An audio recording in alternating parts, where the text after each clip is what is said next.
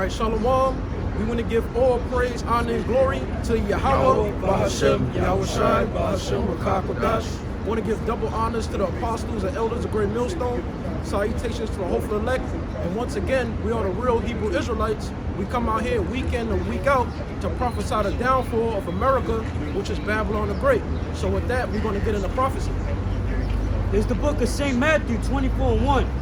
And Yahushua went out and departed from the temple, and his disciples came to him for to show him the buildings of the temple. And Yahushua said unto them, See ye not all these things? Verily I say unto you, there shall not be left here one stone upon another. So what Yahushua was talking about was secular history. It was a real event that took place, which is called what? The Siege of Jerusalem, that happened under Titus, Domitian, and their father Vespasian, which was known as the Flavian dynasty. Good. And Yahushua said unto them, See ye not all these things? Verily I say unto you, there shall not be left here one stone upon another. Yes, and I was talking about what? The destruction of the second temple that happened under the Romans. And proof of that, when you read Deuteronomy the 28th chapter, from verses 25 on down, it goes into the secular history of the Siege of Jerusalem that happened between 66 and 70 AD. It says, that shall not be thrown down. It says, and as he sat upon the Mount of Olives, the disciples came unto him privately, saying, Tell us, when shall these things be? And what shall be the sign of thy coming? Yeah, so the disciples, they wanted to inquire, when was the kingdom of heaven going to be established on the planet Earth? What signs are going to be occurring on the planet Earth so that we know you're getting ready to come back? Referring to Yahushua. And of the end of the world. Yeah, and of the end of the world, meaning what? The end of an age. Because when you go into that word, read that again if you like it. It says, and what shall be the sign of thy coming, and of the end of the world? Yeah, of the end of the world, talking about the end of an age. All right? Because who will be ruling in the end of days? Pursuing the 2nd Ezra 6 and 9. Esau Edom, which is the so-called white man and his seed line. Now, when you read the scriptures and you understand the prophecy, all right, the Roman Empire fell, but it came back in the form of America and the European Union, all right, through the Treaty of Rome. So we living in that time period right now. And this is the time period we seen the signs that the disciples wanted to inquire about. And Yahushua answered and said unto them, Take heed that no man deceive you. Yeah, take heed that no man deceive you, because there are many false prophets out in the world. All right, you got guys teaching false doctrine because they under the 501c3 charter. They're not telling you the name of the Lord. They're not telling you the name of the Messiah, which is Yahushua. They're teaching in a different God. All right, Most High and Christ bless, Christ, Yeshua. All right, but the true name of the Messiah is what? Yahushua. They're not going into the mystery of the Gentiles. They're teaching false doctrine according to the scriptures. Ultimately, they're not going into Bible prophecy. It says, For many shall come in my name, saying, I am the anointed one, and shall deceive many. Yeah, so you have those signs that's occurring on the planet Earth. You have a lot of false prophets that's out here in the world. What makes somebody a false prophet?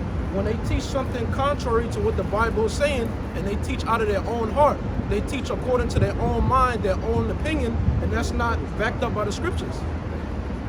And ye shall hear of wars and rumors of wars. And we're seeing those different things occur. All right, Ukraine, Russia, Israel, Iran. All right, the different treaties that's being formed between these different countries. These are the signs that the disciples wanted to inquire about that's happening right now in the world. So we know that Yahushua is getting ready to come back. It says, See that ye be not troubled. So we're not supposed to be troubled by the different current events, which is prophecy, according to the Bible, that's happening on the planet Earth. Because you as an Israelite, or so-called Negro, Hispanic, or Native American, Indian man, woman, or child, you should be wanting these signs to come to pass. Because these prophecies have to happen before Yahushua comes back. Before the kingdom of heaven is established on the planet Earth, there's certain prophecies that have to be fulfilled before that takes place. So now we're seeing those different times. So we should be happy. For all these things must come to pass. All these things, meaning what? All the prophecies recorded in the scriptures, it must come to pass, meaning it must become current events. It must take place in the planet Earth before Yahweh Shai comes back. It says, but the end is not yet. The end is not yet, because there's still more prophecies that have to take place, such as Jacob's trouble, all right, the global economic collapse, all right, the downfall of this society, and bringing in a cashless society, all right, the MOTB, which you know what that is. If you've been watching Greatmillstone videos, it has to be made mandatory throughout all countries. And then after that, the destruction of Babylon the Great, which is America, by the way of thermonuclear destruction. It says, for nation shall rise against nation. Nation must rise against nation. All right, concerning World War III, it's not just going to be one opposing side versus another opposing side. You're going to have a host of nations that have treaties with each other, they're allied to one another. They're going to be backing each other in war, in World War III. And kingdom against kingdom. And kingdom against kingdom. And the scriptures tell you in Matthew 12 and 26, it says, if Satan be divided against Satan, how shall his kingdom stand? So the so-called white man, Esau, Edom, they're divided against each other. America is ran by who? Esau, Edom. Russia is ran by who? Esau, Edom, all right, under Vladimir Putin. So when you do your research and you understand secular history, you understand that any kingdom that's divided amongst itself, meaning within itself, it's not going to last that long. Right. So we know that Esau, Edom, they're on the last leg of their rulership. They're getting ready to be destroyed. And there shall be famines and pestilences. Yeah, famines, which a famine is what? A lack of food supply. All right? And there shall be famines and pestilences. So you're going to have two types of famines. You're going to have two types of famines that's going to take place on the planet Earth. A literal famine, all right, which is a lack of food supply, resources, water, all right? And then you're going to have the famine of the word, which is what? The Lord, Yahweh Ba'ashem Yahushai, withdrawing his prophets from the streets. Because what's going to be taking place? Different legislations, all right? And the Lord, he's not going to allow his prophets to be outside while all these calamities is taking place during Jacob's trouble. Because Jacob's trouble is going to happen to punish you wicked Israelites. It says, I'll read it again. And there shall be famines and pestilences. Yeah, pestilence is what? A disease outbreak. Now the disease outbreak that's going on is the, 19. All right, this is what the Lord was talking about. These are one of the signs that's occurring on the planet Earth, a disease outbreak. And earthquakes. And earthquakes. If you go on Google, every single day there's an earthquake that's taking place according to the scriptures in different places of the world. So we know that Yahweh Shai is getting ready to come back.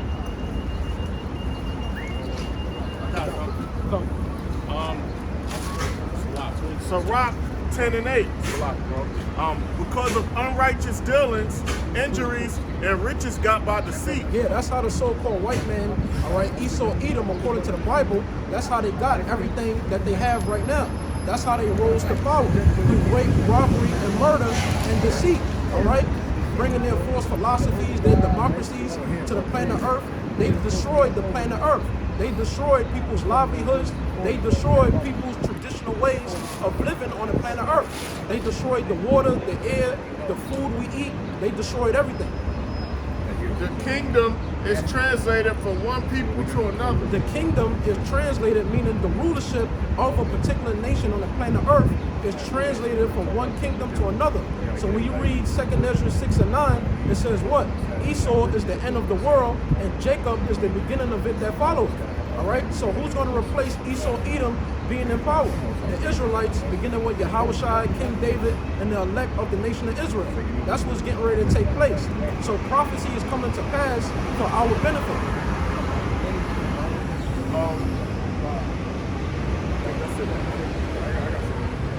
This is Jeremiah chapter 28, verse 8. The prophets that have been before me and before thee of old. Yeah, so Jeremiah, he's giving you examples on how a prophet should be and the spirit that a prophet is supposed to be in. Right.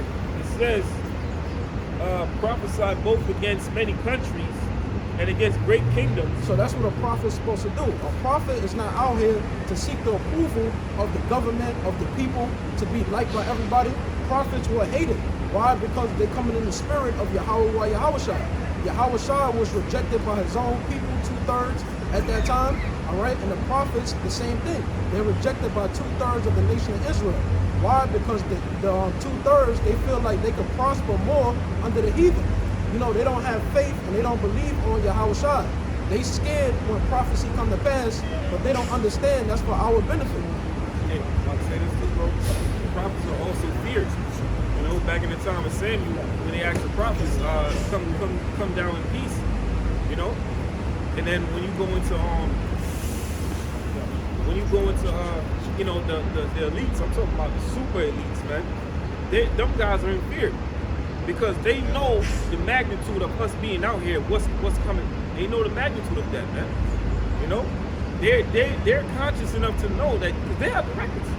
They have the records of who we are, and they have the records of when every nation was going down in the past. The Lord set His prophets up. You know, so they know the seriousness of us being out here. So they're in fear. Yeah, and they label us as the prophets of doom, Right. which that's an indirect, way of talking about us, pretty much.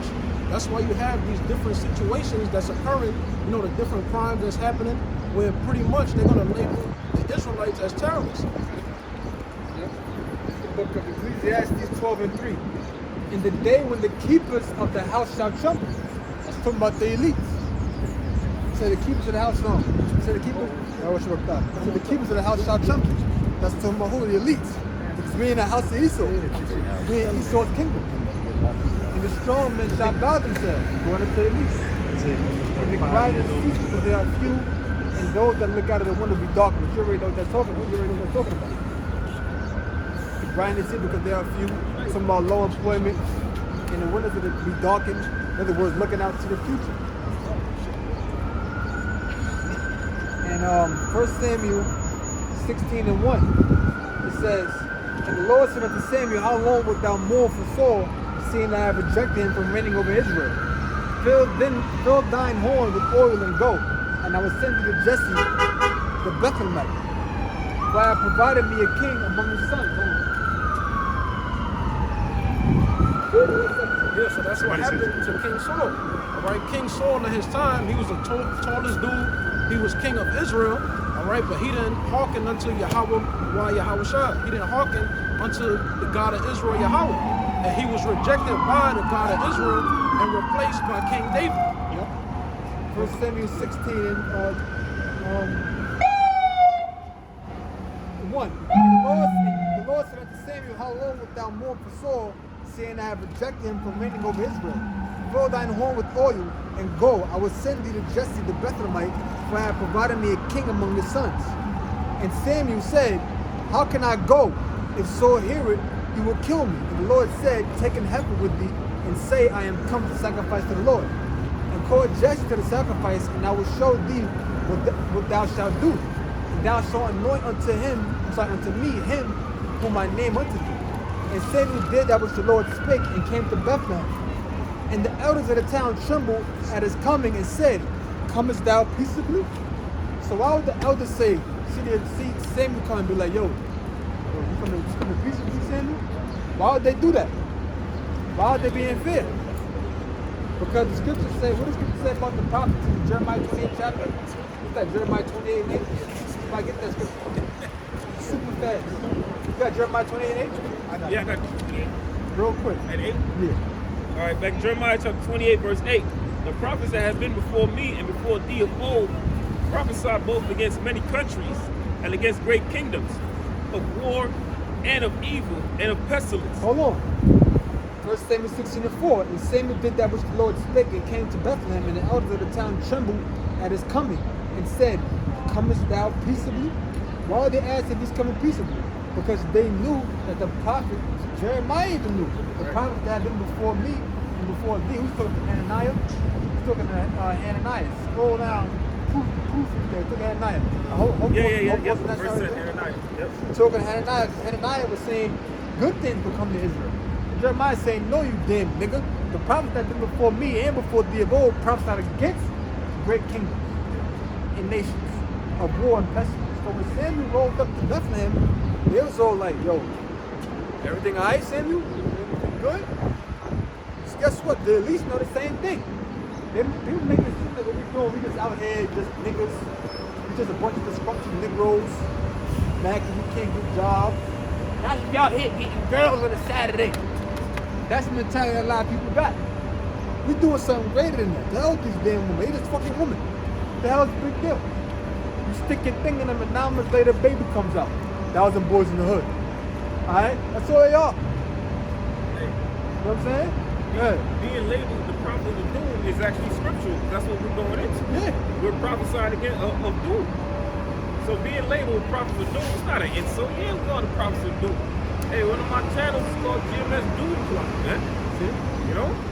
Yeah, we prophesying fucking doom to this goddamn place, man. You see, the elites are so-called Jews. Yeah. They know about the Torah. They know about the history. They got the records. Right. They know that what we're doing is scriptural. So they're the ones that's trembling. Yeah. The average peon, they're not trembling because they live in a world where society has separated the Bible from the world. They live in a world where society has stated the Bible is fiction. So they're not thinking of nothing. But the elites, you better believe they are. Yeah, they're scared. It's like when you hear about these holistic doctors being killed. The average person don't know, but they're getting killed because people that run the pharmaceutical industry, they want them messing up profit. Right. So we the real prophets out there destroying Esau society. The elites know what's going on, but the average American peon is lost. You got it, Black guy. They know they can't touch us, man, because right now the Lord has his hedge around us, man. Yeah. You know, because what?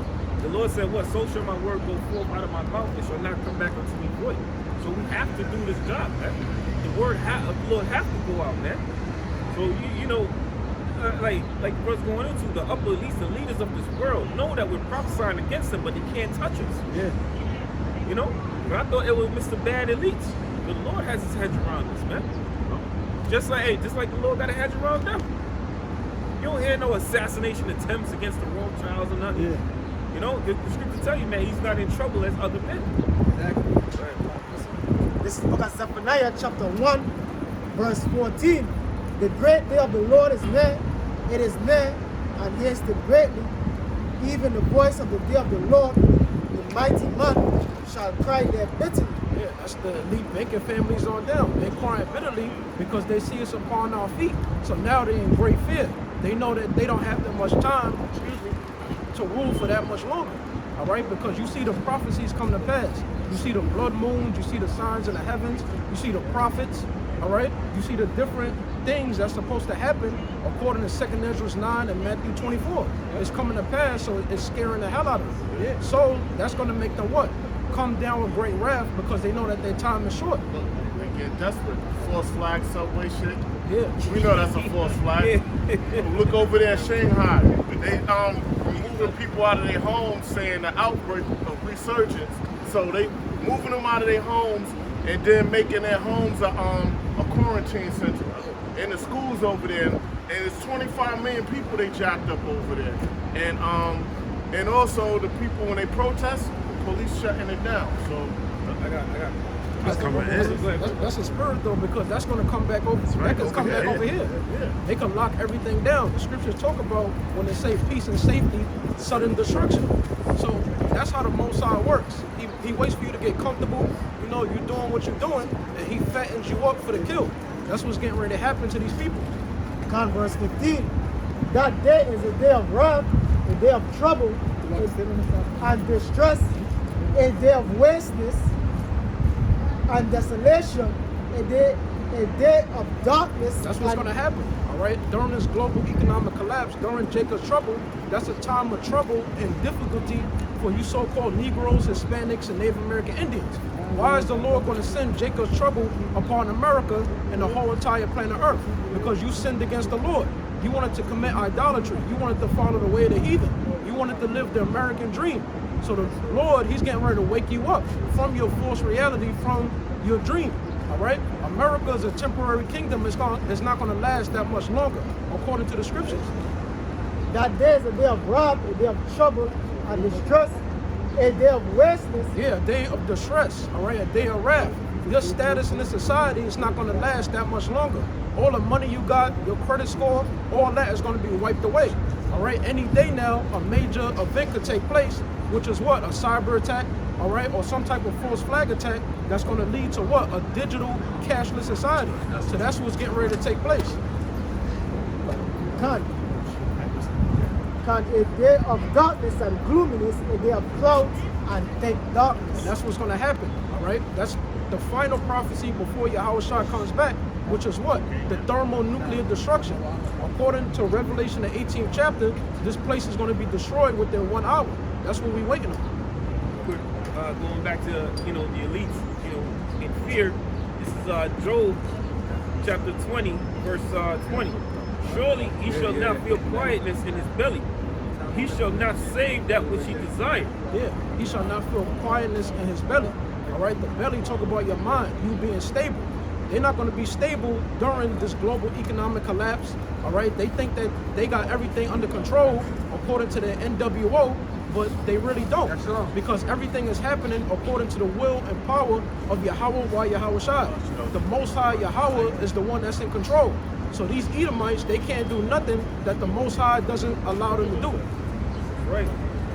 Verse 21, it says, there shall none of his meat be left, therefore shall no man look for his goods.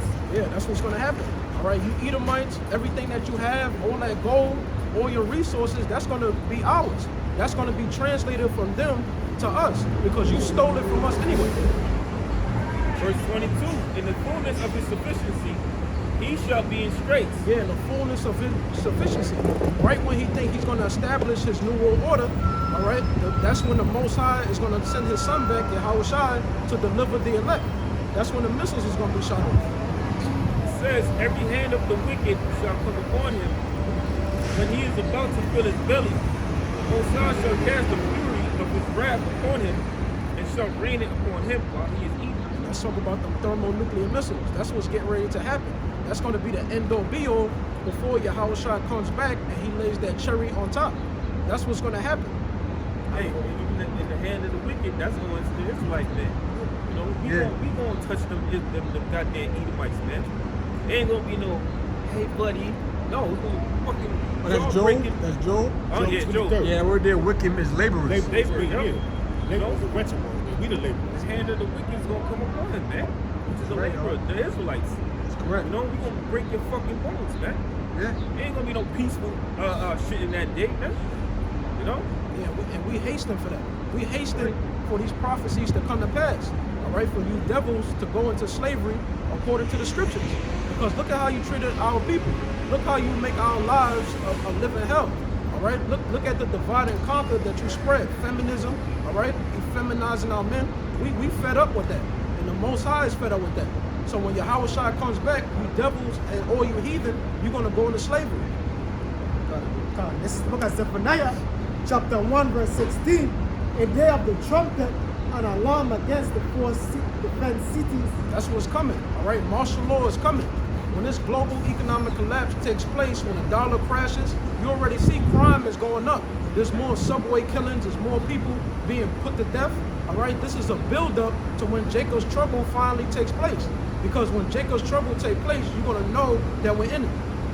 I got a piece of wood paper. This is going back to when they're going to be in straits. They're about to fill their belly. This is the precept, Job 20 and 23. This is Psalm chapter 78 and 30. It says, they were not estranged from their lust, but while their meat was yet in their mouths, the wrath of the Lord Yahweh came upon them and slew the fattest of them and smote down the chosen men of Israel. But that's going into Israel, but you can equate that with these Edomites to this day, man. The Edomites talking about the elective Israel, the elective the first fruits of slaves of the Edomites, man. We're talking about the international bakers, man. You got the elect of the first fruits of the sons of Israel, then you got the elect of the first fruits of the sons of the slaves, man. Which are the Rothschilds, the Rockefellers, the Vanderbilts, the Gettys, and so forth and so on, man. So read it again. They were not estranged from their lust. Talking about Esau, the so-called white man, and all his lust, his draconian laws, pursuant to Isaiah 10 and 1. It says, but while their meat was yet in their mouth, the wrath of the Lord Yahweh came upon them and slew the fattest of them and smote down the chosen. men of somebody Israel, but now the chosen men of Esau. They are the international bankers that's running the society right now, and they, hey man, they about to get a rude awakening. Yeah, that's why the Most High is preserving them, even though they in their late 70s, they in their early 80s, 90s, some of them will drop it down dead. The Most High wants them to go into slavery. Yes. That's why they haven't dropped down dead yet. Yep. That's why they keep trying to get heart transplants, and now they're trying to be immortal through their technology. There's something called transhumanism. They're trying to live forever, but the Most High doesn't want them to live forever. That's not going to happen. God, this is the book of Exodus, chapter 15, verse 3. The Lord is a man of war. Yeah, Yahweh and Yahweh Shai are entities of war. They're men of war, all right? And men of war, they like a good fight. When Yahweh Shai comes back, he wants a fight. Who's going to fight against him? The scriptures go into it. The war in heaven, the Edomites and the heathen, all right, under Esau Edom, they're going to try and fight against Yahweh Shai when he comes back, and they're going to label it as an alien invasion, but it's not an alien invasion. It's just Yahweh Shai coming back to reclaim that which is his. God, the Lord is a man of war. Yahweh is his name. And we men of war too, in the spirit. But then when Yahweh Shai comes back and he gives us those new bodies and that spiritual power, then we're going to be men of war too. We're going to put you into slavery. That's what's going to happen, thus saith the Lord. You can read that again. God, this is the book of Exodus, chapter 15, verse 3. The Lord is a man of war. Yahweh is his name. Yeah, Yahweh is his name. Whenever you read the scriptures and it says the word Lord in caps, that's talking about the God of Israel, Yahweh. That's the only name that he has. Got something real quick for you, bro. This is Sirach, Ecclesiastes chapter 25, verse 7. There be 9 things which I have judged in my heart to be happy, and the 10th will I utter with my tongue. A man that have joy of his children. Yeah, we don't have joy over our children. Me personally, I don't have no kids yet. All right, but in this society, you can't really raise your kids according to the scriptures. You know, you got so many different things that's there that could bring your kids into the world. All right, the cartoons, how they over-sexualize cartoons, they got hidden messages in it. All right, they got sodomy in these cartoons, even in the schools. You know, the music that you hear is demonic. It says, a man that have joy over his children, and he that liveth to see the fall of his enemy. And we can't wait for that. Lord willing, we be a part of the elect. That's what we want to see. That's what we want to be a part of. Seeing the fall of our enemy, shackling them up. Because whenever you see Jacob Rothschild, he always got that grin on his face. Yeah. You know, he's happy. He got all the riches, all right? The elite banking families, they got all the riches. They smiling hard every day. He's in his kingdom. He's in his kingdom. He's in his rulership. Yeah. All right? And we on the bottom, so we're miserable. But in the kingdom, it's going to be flipped around. We're going to be happy because we're going to be doing the will of Yahweh Bashim Al Shai. This is Lamentations chapter 4, verse 20. It says, 21. Rejoice and be glad, O daughter of Edom. Yeah, rejoice and be glad, O daughter of Edom, referring to who? The seed line of the so-called white man, because they are the true descendants of Esau Edom, beginning with who? Them so-called Jewish Israelis in the land of Israel, the tribe of Amalek, according to the scriptures. It says that dwelleth in the land of Uz. Yeah, the land of Uz, all right, it's talking about here in America mainly. It says, the cup also shall pass through unto thee. And the cup is talking about what? Slavery. You paying for all the iniquities that you've done on the planet Earth, beginning with the children of Israel. So-called Negroes, Hispanics, and Native American Indians. You got to pay for all your sins. How you destroyed the planet Earth, the air, the food, the ecosystems, all right? You got to pay for that. It says, thou shalt, the cup also shall pass through unto thee, thou shalt be drunken and make thyself naked. Yeah, thou shalt be drunken and make thyself naked. Because what's going on now through the spirit and power of Yahweh Yahushua, you're being exposed for your true identity according to the scriptures. That you're the truth, that you're the children of Esau Edom. All right, this is why you're in power. This is why the Most High allowed us to go into slavery, and this is why the world is being ran how it's being ran. This is why you got wickedness at an all-time high, because Esau Edom is ruling. It says, the punishment of thine iniquity is accomplished, O daughter of Zion. Yeah, because this is our last captivity that we're under. All right, we'll never ever go into captivity after this captivity of serving under the Edomites. Yeah, because went into captivity the first time for what? Breaking the law, statutes, and commandments. Now, if you're living in a perfect body, perfect mind, an angelic body, you can't sin. So how, who the fuck gonna take us down after that? There you go. I guess something. Because how they sexualize the children and over that. Now you had a man named Aldous Huxley who in 1932 wrote a book called The Brave New World. Now here's some tenets of The Brave New World. It says the world state, that's how new order. And that is the secret of happiness, conversion. Liking what you've got to do. All conditioning aims at that, making people like the inescapable social destiny. It says, classical conditioning, the process of using conditioned stimuli to create a conditioned response to unconditioned stimuli. It says, through erotic play, throughout their childhood, children are conditioned to engage in recreational sex later in life and truly believe in the maxim that everyone belongs to everyone else. In other words, promiscuity. That's the reason why you watch these television shows, you watch movies, cartoons, and advertisements that sexualize the children. And this is in the book from 1932. That's 90 years ago. Almost a century ago. These are things that have been put in place for almost a century. This is nothing new. And that's why you see in all these social media outlets, you got women as young as 13, 14, twerking, man. Yeah. Their fathers catching them twerking and whooping their ass, and they trying to cut the video off for me. You know, every time I saw videos like that, like, what the hell? Look, 13, 14, 15-year-olds twerking, and then they pops come in the room and start laying blows upon them. Yeah, but the pops is demonized for doing that. Yeah. You know, but that's his daughter. He has the right to chastise his daughter, even though spiritually and biblically she's a grown woman, but she's being a fucking whore. Yeah. You on social media twerking? No, social media destroyed our people, man. Because all they do on social media is nothing but a gathering of sexuality, man. Got another one. This is let me finish off with 22, then I'm gonna jump in.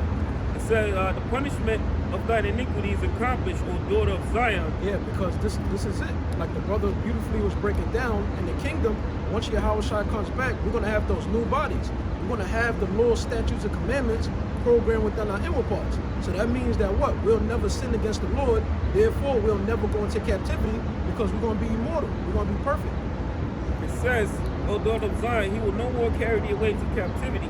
He will visit thy iniquity, O daughter of Edom. So the Lord is going to visit your iniquities. Can you get Ecclesiastes 3:15? He will destroy thy sins.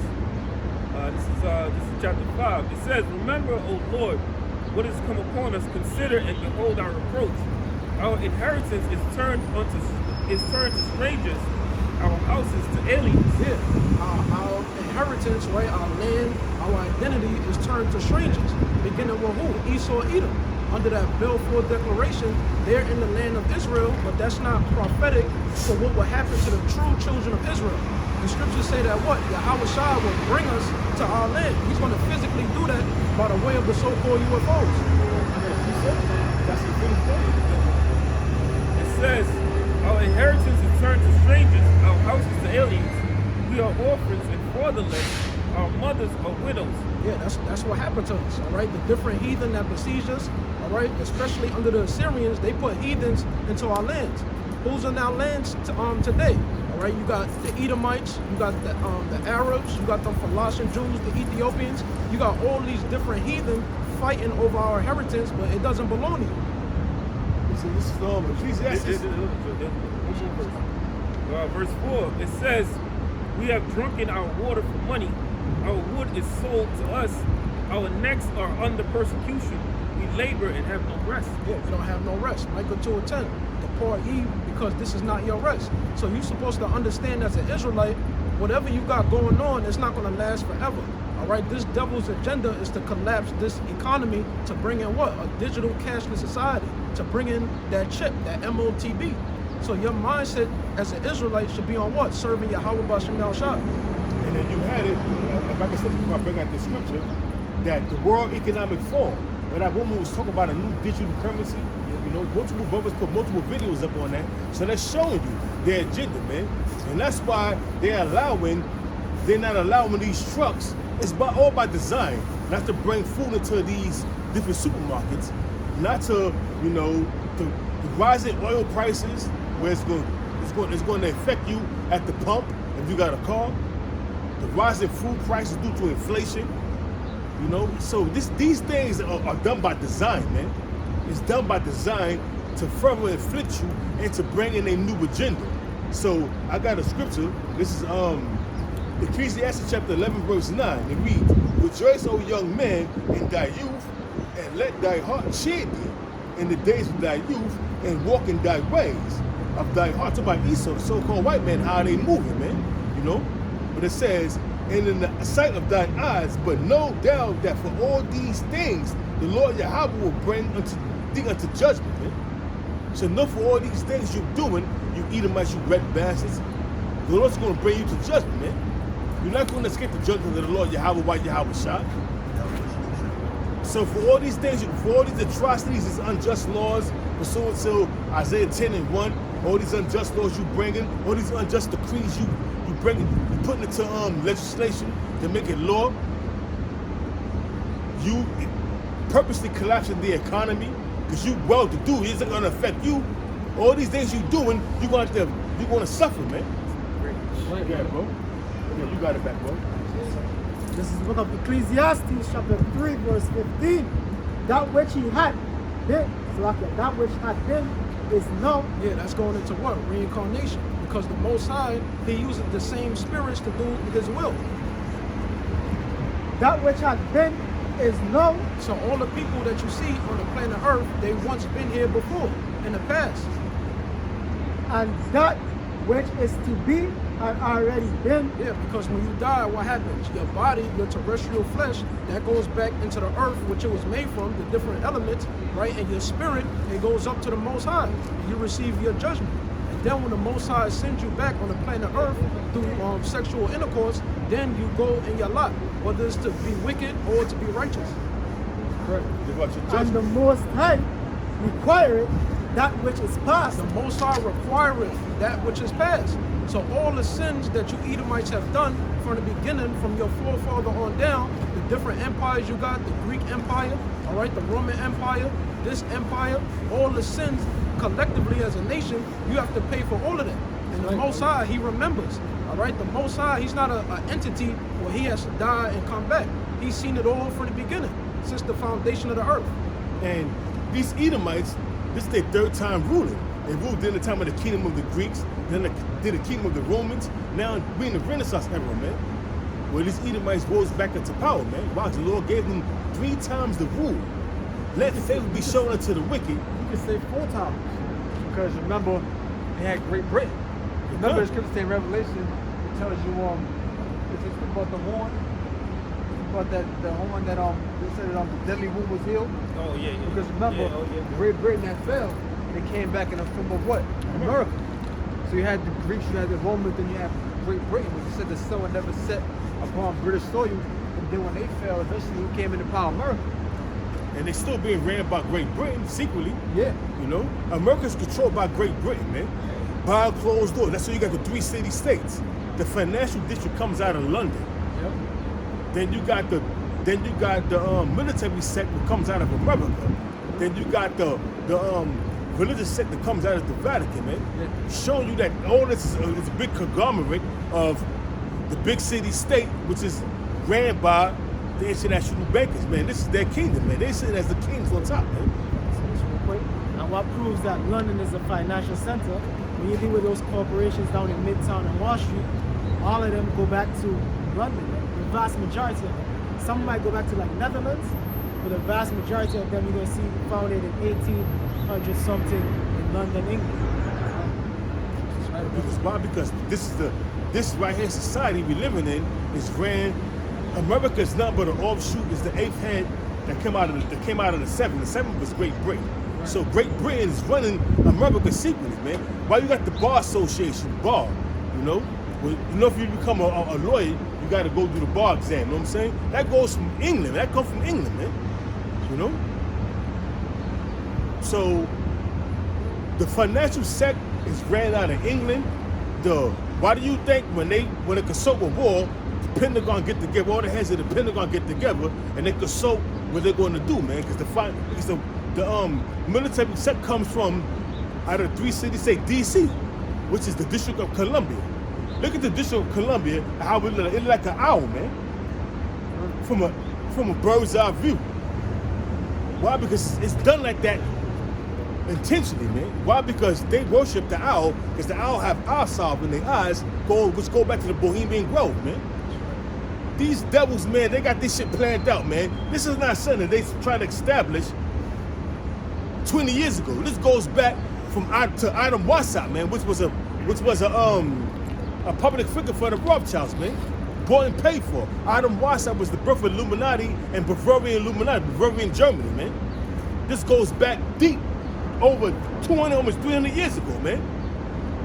So how in the hell these devils, knowing that they're not going to live, to see this come to fruition, but they're going to dedicate their life to bring forth this new world order? 'Cause they understood something that a lot of you niggas don't understand, something called reincarnation.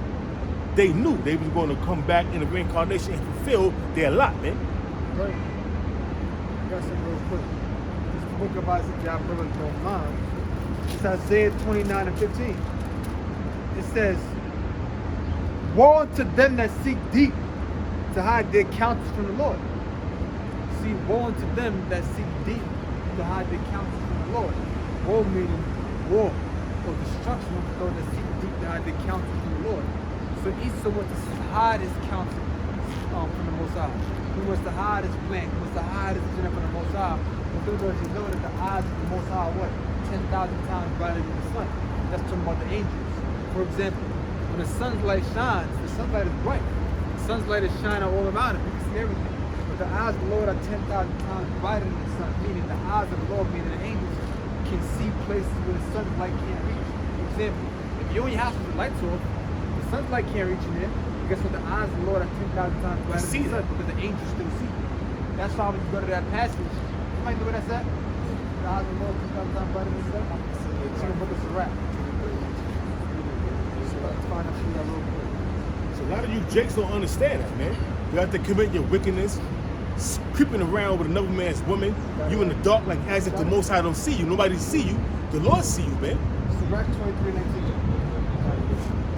This is the book of Sirach, chapter 23, verse 19. Such a man only ferret the eyes of men and know. You gotta get the full perspective of it. Like proofread to see if that's a good place to start up. Go ahead, bro. This is the book of Sirach, chapter 23, verse 18.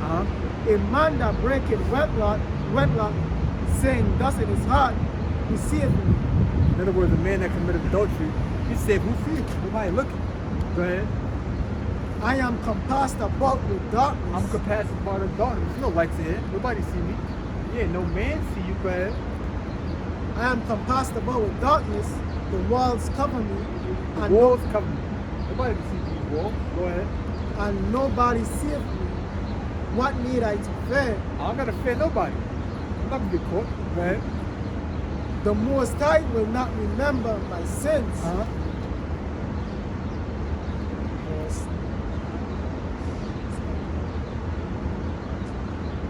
What's the place? Should be verse 19 now. Verse 19. Such a man only feareth the eyes of men, and knoweth not that the eyes of the Lord are 10,000 times brighter than the sun. You don't know that the eyes of the Lord are 10,000 times brighter than the sun. The eyes of the Lord can reach places man's eyes can't reach. So though you're in the darkness, though the walls cover you, though no man sees you, the angels can see through that darkness. The angels can see through those walls. The angels can see things that man cannot see. So guess what? You are not hidden from the eyes of the Lord. So woe unto them that seek deep to hide their counsel from the Lord, because though man may not know, the Most High knows, because the angels are always on guard. The Most High's angels are always on guard.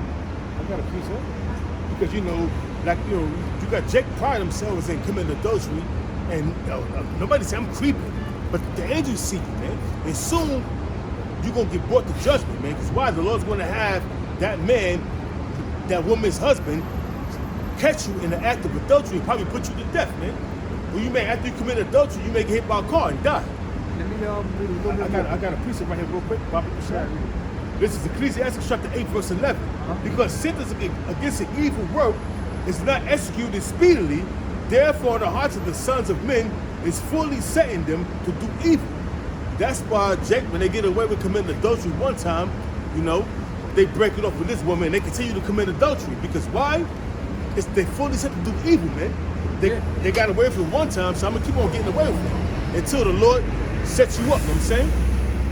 And you get put to death for committing adultery, because adultery is a sin worthy unto death, man. How you going to grieve a man by sleeping with his woman, man? You grieving that man. I myself felt that sting. And I'm quite sure other brothers felt that sting, man. Throughout my years growing up, man, throughout my years living on this fucking wicked ass planet, I felt that sting, not once but twice, man. You understand? So that's grieving a man by adultery, man. Not putting out my personal business, but guess what, man? All men, I'm questioning every man out here felt the sting of adultery, man. It happens, man. But guess what? Scripture say your wife will be a harlot in the street. Amos what? 8 and what? I think that's what's that Amos 7 to 13, something like that, y'all. Same. Therefore said the Lord, roughly paraphrasing, that wife shall be hard in the streets, and your sons shall fall by the sword, man. Yeah. It says, Isaiah 29:15, woe to them that seek deep to hide their counsel from the Lord, and their works are in the dark. And they say, who seeth us and who knoweth us? That's going into the so-called Illuminati. Showing from the top. And if you notice, the Illuminati works through symbolism. That's one of their ways of transmitting certain messages. Matter of fact, next week I'm gonna bring out that book, No Will, Codex Magic. You know that book, Codex Magic? It's like 600 pages, and it goes into all of the luministic hand symbols. Lil Will will bring that book out next week, and we're gonna go into that.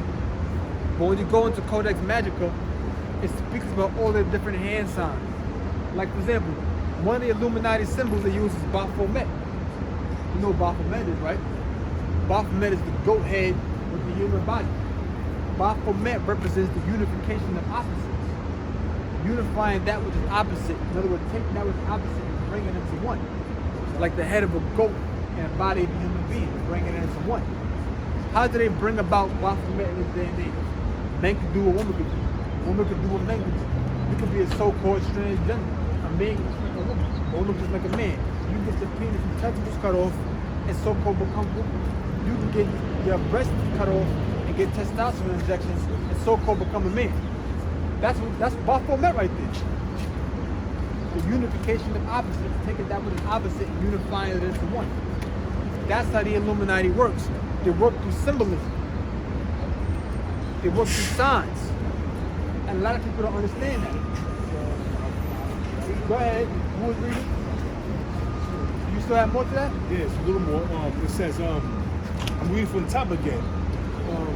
Ecclesiastes chapter 8, verse 11. Because sentence against an evil work is not executed speedily. Yeah, because sentence against an evil work is not executed speedily. So the Illuminati is doing all this wickedness has been going on for hundreds of years. But because sentence against an evil work was not executed speedily, meaning because it happened right then and there on the spot. Go ahead. It says, therefore, the hearts, which is the minds of the sons of men, is fully set to do evil. The heart means the mind. How do you know the heart talking about the mind? If I say, yo, brother, I know that song about heart. You need to know about mind. You need to know about mind. I've memorized it. Memorized meaning what? Memory. So you know something about heart because you memorized it. It's in your memory. So it says it's fully set in the hearts of the sons of men, meaning it's fully set in their minds to what? Do evil. To do evil. Because they've done all this wickedness and have yet to be judged. So it's only in their mind to continue doing the wickedness because they feel that they won't be judged for it. That's right. There's a little more. It says, though a sinner do evil 100 times. Though a sinner do evil 100 times. Go ahead. It says, and his days be prolonged. And his days be prolonged. Though a sinner do evil 100 times, and his days be prolonged. It says, go ahead. Yet surely I know that it shall be well with them that fear the Lord Yahweh. Yes, surely I know it shall be well with them that fear the Lord Yahweh B'Shem Yahushua. So those sinners do evil 100 times and that yet to be judged, guess what? It's going to be well with them that fear Yahweh B'Shem Yahushua. Why is that? Because the Most High not going to forget. Give me Psalm 9th chapter and the 12th verse. This is the book of Psalms, chapter 9, verse 12. When he maketh inquisition of your blood, When he maketh inquisition of blood, inquisition or to inquire. For example, what was the inquisition about? The inquisition was basically about you had King Ferdinand and you had Queen Isabella. And what happened was they wanted to take back the power in their court. They wanted to take back the power in their kingdom. But what happened was you had a lot of so-called Jews who were what? Who were treasurers, a part of the king's court, so on and so forth. But what happened was they also wanted to keep Christianity as a part of their kingdom. So they went around and inquired or asked or questioned all the different inhabitants of their kingdom about whether they were Jews or not. Because why? You had Jews, so-called Jews, not actual Israelites, so-called Jews that were part of their kingdom that held positions of power. So they said, we got to get these damn Jews out of here. We want to keep this power among us, and we want to get rid of this so-called Judaism. So they went around and they inquired or questioned about the religious identity of all of the people in their kingdom, which brought forth the Inquisition, torment, torture, and things of that nature. That's the reason why during the Alhambra decree, which was passed in, I believe, 1492, or 1491 or 1492, it was stated that by September 1492, all Jews had to be expelled from Spain. That's the reason why Christopher Columbus left the time he left. Because Columbus was a so-called Jew himself, but he was a Marano, meaning he was a crypto Jew, a hidden Jew. He was actually a Jew, but was openly practicing Christianity, meaning what? He was pretending to have a religion that he did not really have. To deceive the people. To deceive the people. That's what these devils do. That's why the first Jewish synagogue in the Western Hemisphere was built where? In Recife, Brazil, in the 1600s. That's why in Brazil, you have a big Jewish community out there. As a matter of fact, in order for the slave to be set free in Brazil, they had to be circumcised, and they also had to convert to Judaism. 70% of all slave owners in the United States of America, guess what, were so-called Jews. That's why the slave auction block was posed on this so-called Saturday. The tobacco industry goes back to the Spaniards, the conquistadors. They were all so-called Jews. And guess what? They still got control of that industry until this day. So let's finish this real quick and you can see what you got there, alright? Go ahead. Khan, this is the book of Psalm chapter 9, verse 12. When he maketh inquisition for blood, So when you make an inquisition, when he inquires or asks for blood, meaning when he questions, who shed this blood? What do you think of it? When you make an inquisition for blood, go ahead. he remembereth them. He forgetteth not the cry of the humble. He remembered them. He forgetteth not the cry of the humble. So the Most High, Yahweh B'Shem Yahushua, he forgetteth not the cry of the humble. When he maketh the question of who shed the person's blood, he don't forget it. So guess what? Numbers 35 and 32 is still in effect. That's right. Revelation, the 6th chapter is still in effect. Yeah, bro. I was about to get back into the scripture, but it's about woe to the bloody city. Yeah. Who is that bloody city? Esau, the so-called white man. The city have taken over and took this world by violence, man. Yeah. How did he get the control of the whole world? But through violence. He was given the blessing of the sword, man. Through Isaac, our forefather, which is Yahweh Shah. And Yahweh Shah, through Isaac, gave him the blessing, and Yahweh Shah is going to take that blessing from him, man. When he cracked the skies, bringing death, destruction, and deliverance. You see, it says back in Nahum chapter 3, verse 1, and it reads, woe to the bloody city. It is full of lies. Because Esau, when he came back into power, he spread all his lies, man. The Renaissance, taking down and defacing, which is called iconoclasm, defacing all the images that would show you the true men of the Lord, and they put themselves up as the men of the Lord, man. It says it's all full of lies and robbery. Why? Because Esau, the so-called white man, robbed and stole and pillaged everything that he came across, man. Because he is the border of wickedness, man. So it reads, it says, the prey departeth not, the noise of a whip and the noise of the rattling of the wheels and the prancing horses and the jumping chariots. That's what Esau came over with his military, bringing forth his hardware and conquering. And how did he defeat Gat, man? Through that Gatling gun, man. Once he invented that Gatling gun, man, that was it, man. Because that means that was the first machine gun, shooting multiple bullets, man. Because before that, it was a bullet at a time. But they had the capability to turn that wheel to show you all them Western movies. And how that Gatling gun was laying everybody flat, man. Meaning they was bound down to the slaughter, man. When Esau invented that Gatling gun, not only one, he had 2 or 3 on one stagecoach, man. And each man in one of them. How much death and destruction they brought forth, man. This is the bloody city, man. So it says, the horsemen lifted up both on the bright sword and the glittering spear, and there is a multitude of slain. Because that Gatling gun was just going, man. And that multitude was slain was them Reubenites and them Gadites, man. And certain Jakes that was joined unto the Reubenites and Gadites, man. And that's how they gained control of this world, man. This America was the new world. And this is the bloody city. And once they established themselves in America, they established themselves over in Europe, I'm saying as well. Because America took down the Dutch and the Spain and became the predominant Edomite race. Even though all the Dutch and the Spain was Edomites too, but they became the dominant Edomites, you know what I'm saying? That was ruling out of America. It was all set up in the spirit though. Yeah, bro. Revelation 6 and 4.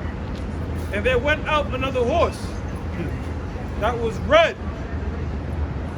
So that, oh, you got it. Revelation 6 and 4. And there went out another horse that was red. And there went out another horse that was red. Now this horse is from who? To my Esau. Red. To Esau was what? Red in the hair, like red all over, like he was gone. He wasn't red and hairy. When the baby was born, the baby only got hair on the top of his head. Don't mean it was a hairy baby. He had hair on his ass. Only when the baby's born, the baby got hair on his head. That's it. So guess what? Esau, the face was red, the back was red, the belly was red, the arms was red, the ass was red. It was a red baby, meaning lacked pigmentation. Go ahead. Red devil. And power was given to him that sat thereon. And power was given him that sat thereon. Go ahead. It says to take peace from the earth. To take peace from the earth. So guess what? You can go back to ancient Greece. You can go back to ancient Rome. You can go back to the time of British imperialism, the old imperialism and the new imperialism. Go back to when the British took over India. In the battle of, it starts with a P. Read that again, brother? I know what you're talking about, yeah. So Revelation 6 and 4 from the top. And there went out another horse that was red, and power was given to him that sat thereon to take peace from the earth. To take peace from the earth. The Battle of Plassey, June 23rd, 1757. Victory for the British East India Company, which the British East India Company was basically, it was a basically what the British did was they established something called company rule by creating the British East India Company, which basically allowed the British East India Company to govern over the territories of the British Empire by doing the things that the British Empire wanted to do. That's basically what the British East India Company was. And since victory for the British East India Company in the Battle of Plassey was the start of nearly 2 centuries of British rule in India. And that's what the British did. The British took over India. And when they took over India, they set up Indians in their Elamites in their military. So what? Then you govern over the Indian people. That way now you got the people of the empire, the servants of the British Empire, the Indians. Now they gotta have issues with other Indians who are working for the British Empire. So Esau took peace from the earth. Esau did the same thing, something called the scramble for Africa. When they found out all of the natural resources that Africa possessed, you had Europe, you had Japan, you had China, and various other nations that went and scrambled for Africa. Why? Because they wanted to gather over the people. You guys understand? Cecil Rhodes, the Diamond District, Cecil Rhodes Foundation. Yep. I was watching that movie Blood Diamond last night. The Cecil Rhodes, man. Go back to Cecil Rhodes, that devil, man. And he was a kite, man. You know, that devil, man. He was financed by the Rothschild to do that. It's called the Cecil Rhodes Foundation, but they went over there. I'm sorry. No, there's a scene in that where Solomon was walking with I forgot Leonardo's character's name, but Solomon was walking and went to a village that just got fucking slaughtered, and he met another Hamite there, and he was telling him, Solomon was telling the Hamite, he's just trying to take him to where the diamond is, and he's like, yo, don't let them find out about the oil that we have. You know what I'm saying? Because if they find out about the oil, then they'll come back. You know, because what do they call oil? Black gold, man. That's right. You know? This now, first we said imperialism. That was British imperialism. You know, when they came over to the diamond mines, when they went over to the diamond mines and conquered and killed and pillaged a whole village over the diamonds, man. That's why the movie's called Blood Diamonds. But that was going back to the Cecil Rhodes Foundation. And who Cecil Rhodes was sent by? Cecil Rhodes was sent by the Rothschilds to go over there and take control of the diamond district, man. By any means. Rape, robbery, killing, murdering, and pillaging, man. And that's what Esau's blessing is, man. He was given the blessing of the sword. He took peace from the earth. Going back with the peace Shema was going into, man. Taking peace from the earth, man. That red devil, man. Now, right here is well, first, what is imperialism? Imperialism is the theory of taking over another nation. It's the idea, or it's the theory. For example, we have something called Darwinism. Darwinism is the belief that, for example, each species survives off of the expense of another one. This animal eats that animal. That animal eats this animal. Like lions, like for example, like a mongoose eats a snake eats a rat eats an insect, so on and so forth. But social Darwinism is taking the concept of Darwinism and applying it to human beings. Just as animals survive at the expense of others, each human being survives at the expense of other human beings as well. That's the reason why there's something called it's laissez-faire capitalism, which means let do. Or let be, meaning leave it alone and let it be. That's the reason why that's the reason why you have in capitalism you got a term called big fish eat little fish. The big fish eat the little one. It's a dog eat dog world. This animal survives over that one. That fish survives over that one. Even in the idea of social Darwinism, you don't help the poor. Why you don't help the poor? You don't help the poor because the poor will be interfering in what they call natural selection. Natural selection is basically nature's going to select those who are fit to survive. If you go and you help the poor, you are disrupting natural selection.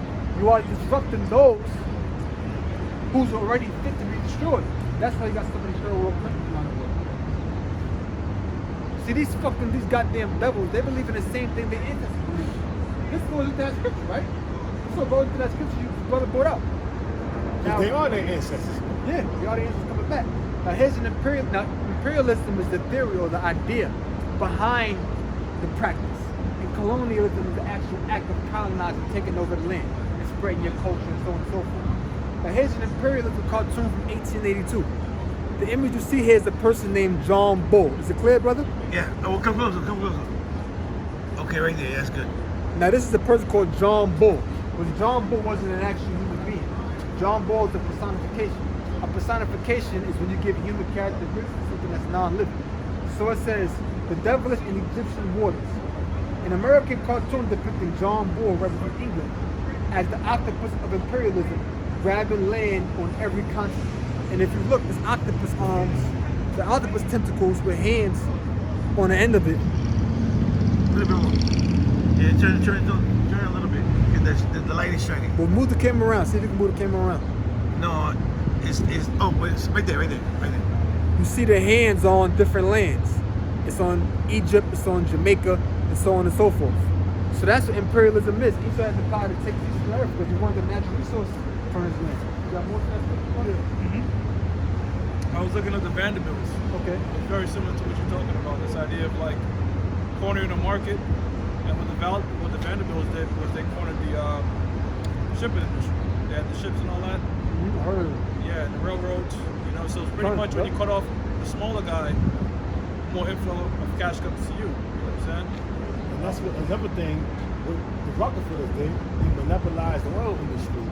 and cut off the little guy, and they monopolized, but they became Standard Oil. Then what they did was Congress broke it up. But guess what? They control Congress. They control the government because, like my Usher Bible said, give me the control of any government. And I can't give me control of any monetary system. I cannot roughly paraphrasing it. So when they broke up Standard Oil, it was still in the Rockefellers' hands. But even though they broke it up and tried to monopoly, because they were trying to break his monopoly, but guess what? He still controlled it. And then he took that very same oil and went into the medical industry and took down the medical industry. So their tentacles were spreading, man. Go ahead, bro. Revelation 6:4, and there went out another horse that was red, and power was given to him that sat thereon to take peace from the earth. To take peace from the earth. That's what Esau does. That's why who's responsible for the proliferation of armed weapons? The so-called white man. Proliferation means to spread throughout. Who goes and gives weapons throughout the world? Esau. Right. Russia warned the United States, yo man, you better stop giving weapons to Ukraine. Esau is responsible for that. You got something called BAE systems. You got Northrop Grumman. Who else you got? Boeing. You got Marquis Martin. Raytheon. Lockheed Martin. TransDigm or some shit like that. Yeah. All of them different. That's what you call military industrial complex. That's going into. That's Esau right there, brother. No, that's talking about the Japanese. Nah, I'm not talking about Japanese, I'm talking about Esau. He was given a blessing of the sword. Who control all them who control all them companies, man? Esau, man. Lockheed Martin, all these different military industrial complex corporations. You control that. Esau, man. You don't have the Moabites, you don't have the Ammonites, you don't have the Hamites, you don't have the Ishmaelites, man. You have the Edomites controlling that. They was given the blessing of the sword, man. It's easy to understand once you understand these scriptures, man. It says, and that they should kill one another, and there was given unto him a great sword. That's just the power to kill, right? Esau dropped the atomic bomb. Oh yeah, I was looking at something real quick. The CEO of Lockheed Martin is also the director of Monsanto. And he's also a member of the CFR Council on Foreign Relations. Makes sense. There's a video right here, I brought it that one to, it's called Foreign Policy, and he's also a member of the Atlantic Council. It's called Foreign Policy and War Profiteering. And it goes to how all the different politicians put their money into these different companies, man. But bro, he's given the power to kill. Esau dropped Fat Man Little Boy on Hiroshima and Nagasaki back in the 40s during World War II. Esau did that. Esau brought blanket of smallpox to the natives. Esau did that. About 90% of the natives in the Western Hemisphere were killed by disease as opposed to the sword. It was killed by things like the measles. It was killed by things like chickenpox. It was killed by smallpox. It was killed by influenza. It was killed by rabies. Because remember, Esau was living among this out there in Europe. If you go on Google and type in the 15th century, was it the 30th century? It was. Because Esau didn't invade. The 15th century from 1401 to 1500. These damn devils didn't invade. It was that water being unclean. It smelled like shit. It stunk like hell. And they came there. There's a scripture in the Apocrypha where they said they could smell the Edomites coming. In the history it mentions that. In the history it tells you that when Esau, that's in the history. In the history it tells you that when Esau came, they greeted Esau with incense and all that. They would stink like hell. That's just from what's in the history, not in the Apocrypha according to my knowledge. But, like I was saying before, Esau, if you look at a genre painting is a painting that signifies a certain period of time in history. And if you look at a Dutch genre painting, which Dutch was the Netherlands, if you look at a Dutch genre painting from the 15th century, 1401 to 1500, they was living in a house with bats, with rabies, with chickens, so you get influenza, with horses, tuberculosis. They was living in a house with all these different animals. Esau had these damn helmets too, living in a boat. And when it came over here, they gave it to the tribe. Another one. This is Psalm 73:6. Therefore, pride compasseth. Let me actually start off. I'm gonna start at 3. One is at 6. Psalm 73:3. For I was envious at the foolish, when I saw the prosperity of the wicked. So it said I was envious at the foolish when I saw the prosperity of the wicked. You see how great the wicked is doing. So you get envious. You got to put it like that. Dang, man. Esau, man, they live in the best neighborhoods. They got the best food. I didn't know what the hell a vegan was until Esau started coming in our neighborhood. Vegan? That was a damn vegan. Did you know about vegan with 14, 13? Nope. I didn't know about that. Any of y'all brothers knew about alkaline water? Any of y'all brothers knew about goddamn... I didn't know about no damn, what's that drink called? A spinach wrap? What the hell is a damn spinach wrap? I just thought it was a damn burrito. Spinach wrap, alkaline water, pH water, whatever. No. Probiotic stuff. When you go in the hood, you'll notice the hood is poor, but the people that are fat. You come in the nicer parts of like Manhattan, they're rich, but they're like in shape. So it's like only in America you see that, and that's stems from the food. And then you gotta look at this. When you go look downtown, man, you in Bleecker Street, where you on down there, you know, in the Wall Street area, you know, look at the people. As the numbers get higher, the weight get higher. When you downtown on Spring Street, you know them different locations over there, the people are in shape. You see them, right? As you go up in number, as you come up in numbers, the people become mortally obese. Like as as the you go numbers from climb, like you go from like 86 to 125 to 149. you start seeing the different shapes of women. When you down by from 72nd on down, you see people was in shape. They with their dogs, they running, you know, they running with their dogs, they in shape. But as you go from 72nd up to the 80s, 80th Street, 90th, 101, 110, 120, 125th, 135th, you start seeing a drastic change There's in nothing, the people, man. Salaki, there's nothing new under the sun. If you brothers ever looked up intermittent fasting, pretty much you're having 2 meals a day. This concept of having 3 meals a day was back during the Roman Empire, and that was something for the slaves and the cattle. The wealthier people would eat 3 times a day. You know what I'm saying? Because when you eat food, it's like it keeps you in a sedated state. You know what I'm saying, and stuff like that. But And they was eating much better food than not filled with a bunch of pesticide on any of us. They was eating great food. Goes back to when Daniel and the Babylonian kingdom, when Daniel was eating pork, which was vegetables, and the Babylonians was eating meat, dainty meats. You know what I'm saying? Who was the one that was in better shape? You know what I'm saying? They did that little trial run. Daniel and his men. You know, roughly paraphrasing. Alright, now check this out. We'll bring this out real quick. This is called fast food, race, ethnicity, and income. Now this part real quick. It says environmental factors may contribute to the increasing prevalence of obesity, especially in black low-income populations. In this paper, the geographic distribution of fast food restaurants is examined relative to neighborhood social demographics. real quickly, 80% of black women are obese, or overweight, and of that 80% are obese. Yeah. And they just proud as hell, man. And it says methods using geographic information system software. All fast food restaurants within the city limits of New Orleans, Louisiana in 2001 were mapped. So this is what they did. I'm just going to jump right to the point. It says in 156 census tracts, a total of 155 fast food restaurants were identified. In the regression analysis that included the environmental co-founders, fast food restaurant density in shopping areas with 1 mile buffers was independently correlated with median household income. And percent of black residents in the census tract. Similar results were found for shopping areas. So it's like predominantly black neighborhoods have 2.4 fast food restaurants per square mile compared to 1.5 restaurants in predominantly white neighborhoods. Check that out. Yeah. And real quick. Done by design. And right here it says, check this out. It's something called the Genocide Convention.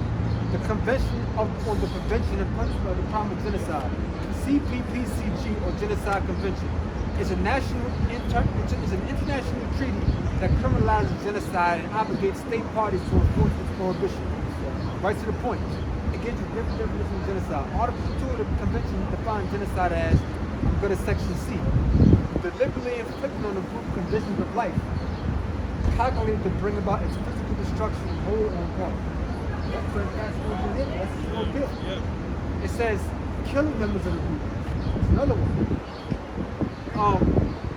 It says forcibly transferring children of the group to another group. That's why those people might adopt the black baby.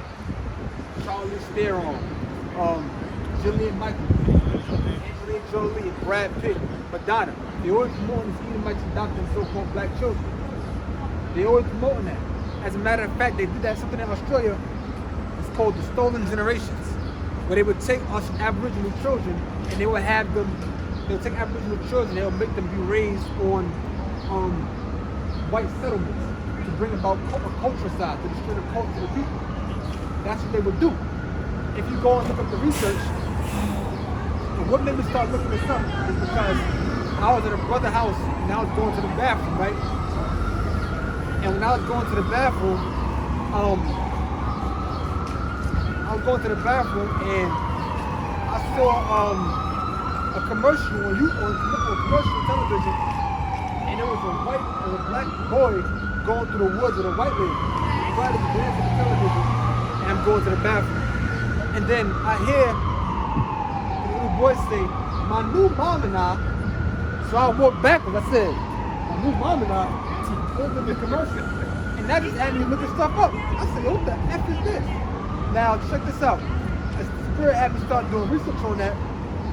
This is from WNYC, right? Racial disparities in New Jersey foster care. All New Jersey children, 49% are white, 14% are black. All New Jersey children enter foster care. 30% are white, 41% are black. 49% white, but 30% of those in foster care are white. 14% are black, but 41% are black or foster care. We're flying fucking devils, fucking cocksucking fucking devils. We're gonna fucking burn you devils. We're gonna exterminate you, man. That's wicked as hell, man. That's what we did it. Let's go back to that real quick. Back to that real quick. I know I'm talking a lot. Hey, but if you bring it out truth, bring out that real quick. bro. You want some? This is the book of Deuteronomy, chapter 28, verse 60. Moreover, he will bring upon thee all the diseases of Egypt, which thou was afraid of. All the diseases of fast food, brain disease. Man, what you the heart disease? You get stomach cancer from being morbidly obese, man. Diabetes. That's what it's a dietary law. High blood pressure, that, bro. And the wisdom of Sirach speaks about eating in moderation. Yeah. Hey, bro, you know without. Oh, let me say that real quick. This is very important. We gotta link it right up with the information. We don't want to have too many gaps between it. Moreover, he will bring upon thee all the diseases of Egypt, which thou was afraid of, and they shall cleave unto thee. Also, every sickness and every plague, which is not written in the book of this law, then will the Lord bring upon thee until thou be destroyed. Bring the scripture that says, your eyes will be lonely for your children. You're not going to see them. That's in it too. That shows you them Egyptians was some sick motherfuckers, man. The Lord said he would bring you all the diseases that you were born Egyptians that you were afraid of, man. So Egypt is sick, man. There was those healthy motherfuckers walking around in Egypt, man. They were doing all this shit, man. Especially when the place can be Deuteronomy 23, you got it? This is the book of Deuteronomy, chapter 28, verse 32. Thy sons and thy daughters shall be given unto another people. Yeah, they're going to be given to the people. They're going to go into that. They're going to be home, Jersey.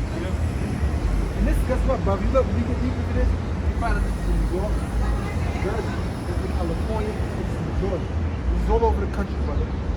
They're promoting so-called crackers, Edomites, devils. They're promoting them adopting black children. Because why? People, mainly celebrities, why? People follow celebrities too. The word celebrity goes back to the word celestial. Celestial means ceiling. You look up to the ceiling, or you look up to the celestial, or you look up to a celebrity, and you imitate and do what celebrities do. So guess what? If celebrities are out there adopting white celebrities out there adopting black children, this is what that does. That conditions your mind to accept that. So now when you see a white man or woman walking around a black child in their neighborhood, these dumb niggas don't think nothing of it. Because why? You've seen it so much. You become sensitized to it. D is a prefix meaning from, away. Sensitive means easily affected. You're desensitized, meaning you're away from being easily affected because you saw it so much. think about it. If a white person walked through the projects and they see this shit in the elevator, they're like, oh my gosh. Us, well, we see it all the time whenever we walk in the project. That's how niggas are. We're desensitized to it. So show them Brad Pitt, Angelina Jolie, Madonna, Julia Michaels, Duke Dynasty, and so on and so forth, adopting black children. Sandra Bullock adopting black children. Guess what? They don't bat an eye. They don't care about it. But all they're doing is taking your kids away from you.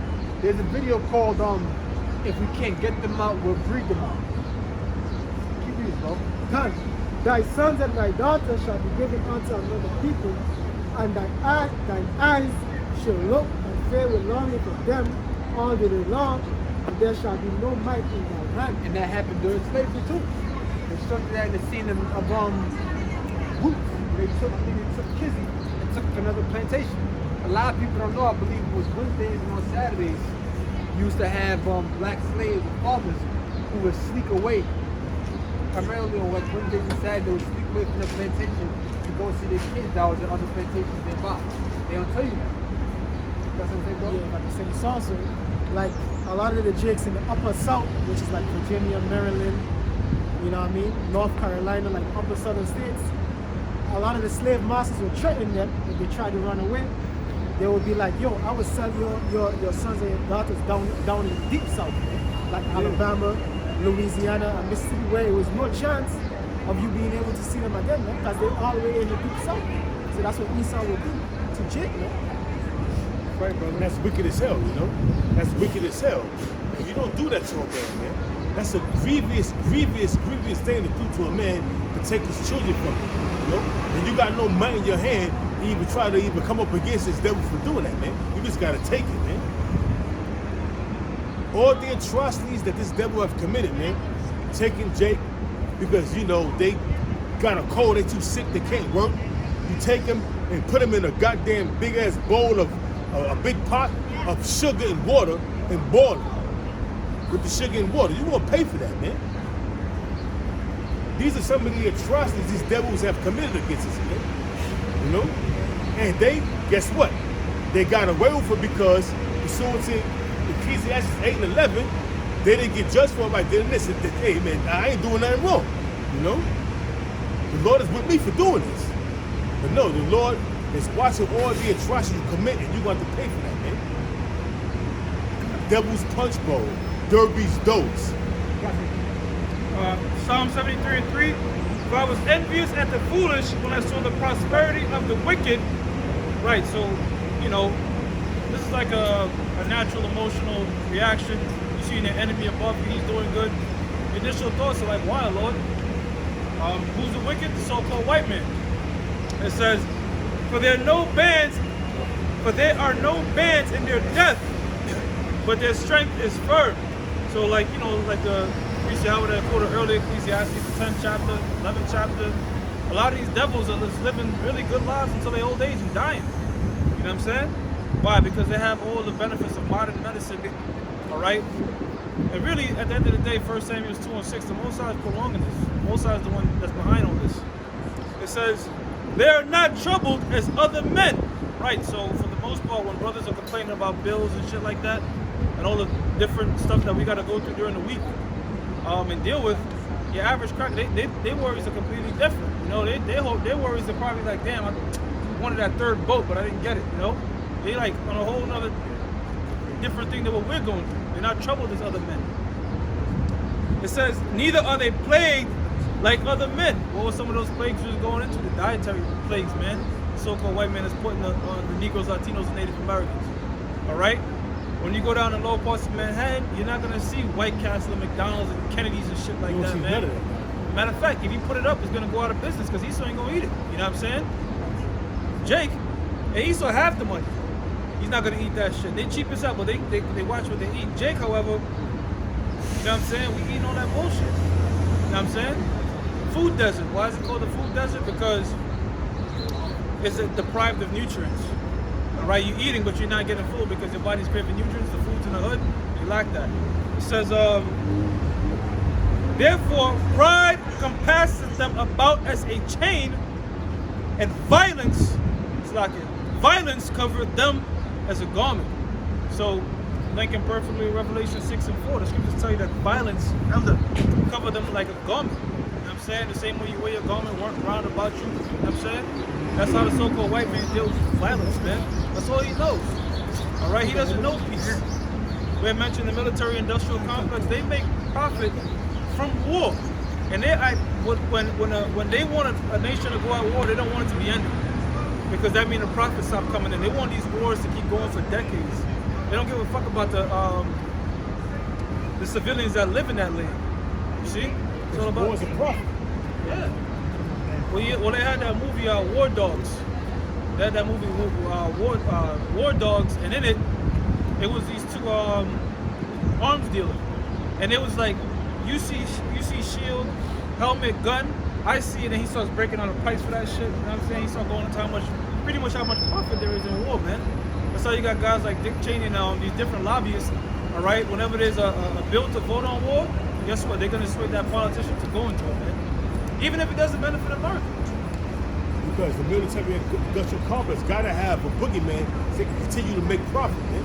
It's all about profit, man. Of the blood of the civilians, man. Of the blood of the poor. That's why it says in the scriptures that the rich oppress the poor daily, man.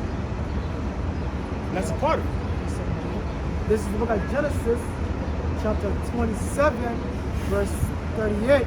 And Esau said unto his father, hast thou but one blessing, my father? Bless me, even me also, O my father.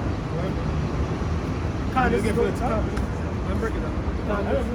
This is the book of Genesis, chapter 27, verse 38. And Esau said unto his father, hast thou but one blessing, my father?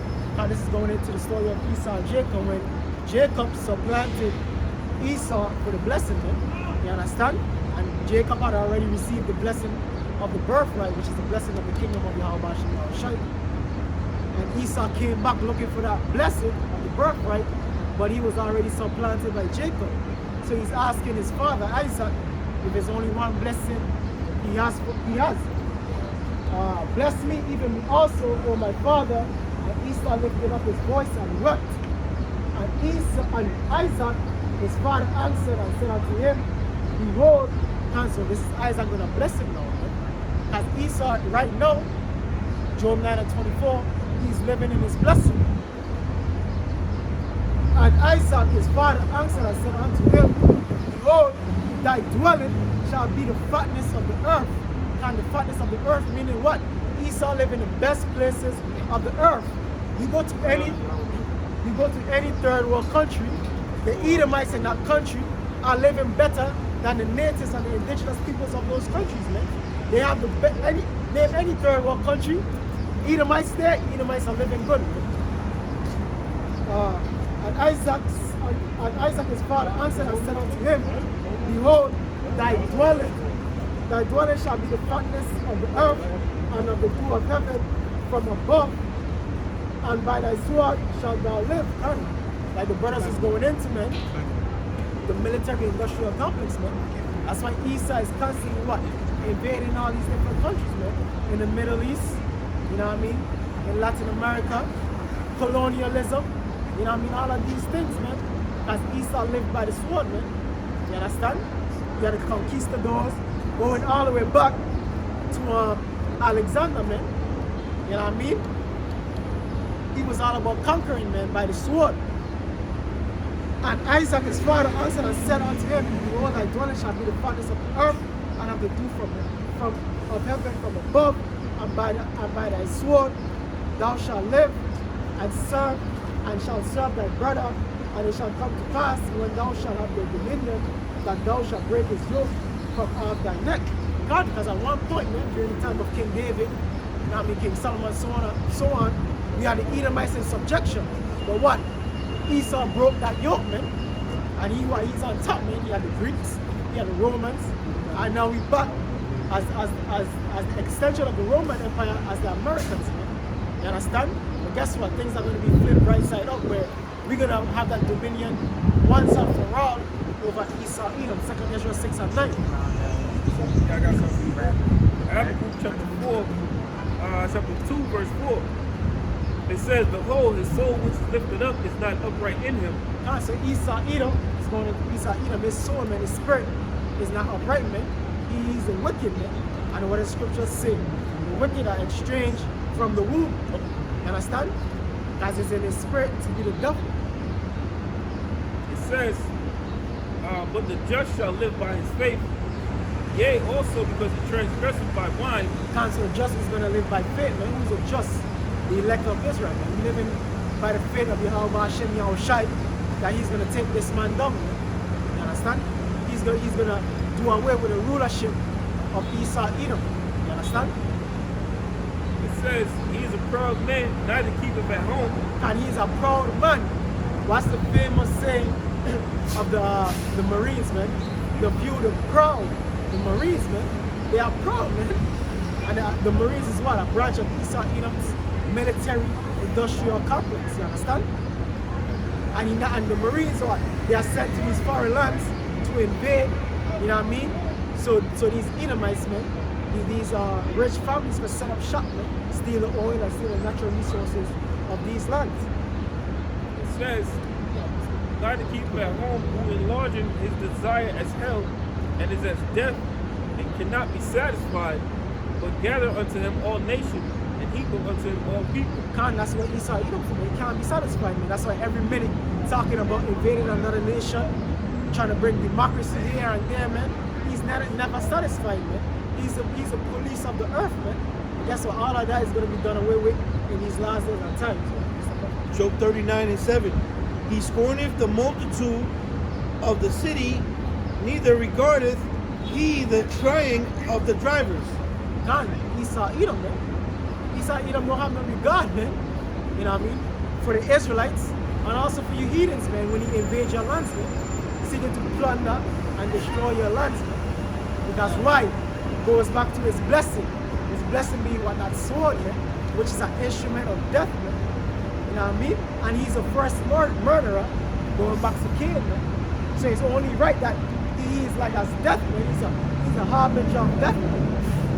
That's why all these countries, they want Esau Edom out of their lands. But most of them, they don't have the power. Because Esau Edom have the military might. It's Ezekiel chapter 35, starting verse 1.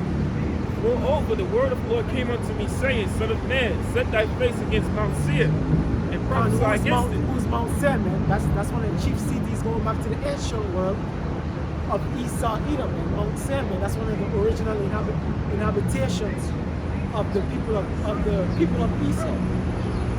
It says, and say unto it, thus saith the Lord power, behold, O Mount Seir, I am against thee, and I will stretch out my hand against thee, and I will make thee most desolate.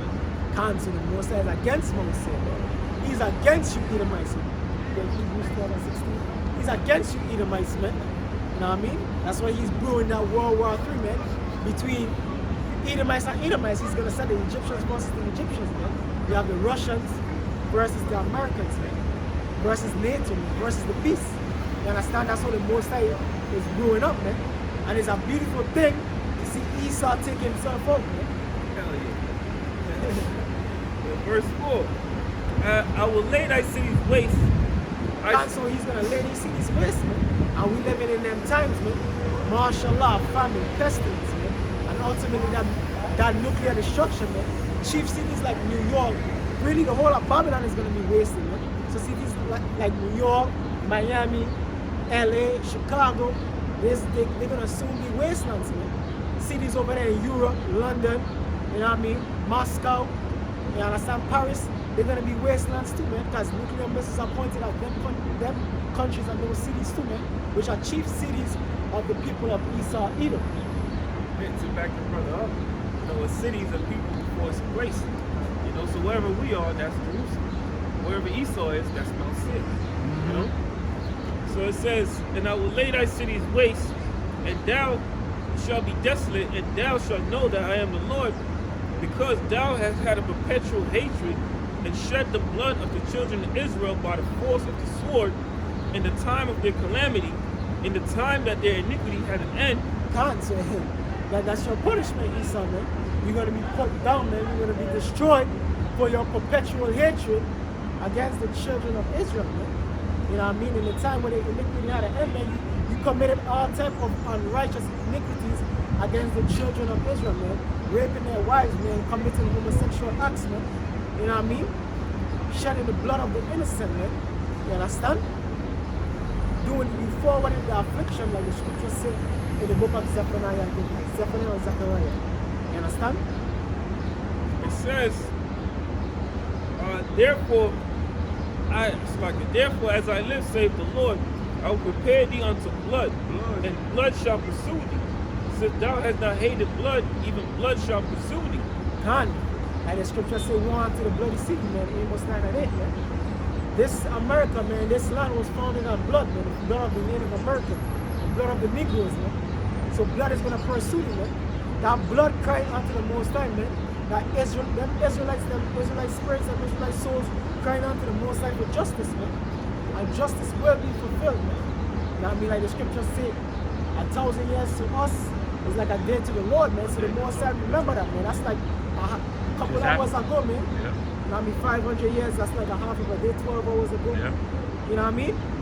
The Most High remember that, man. If something happened to you a couple hours ago, man, something atrocious happened to you a couple hours ago, how do you think you're going to be feeling, man? You're going to be looking for revenge, man.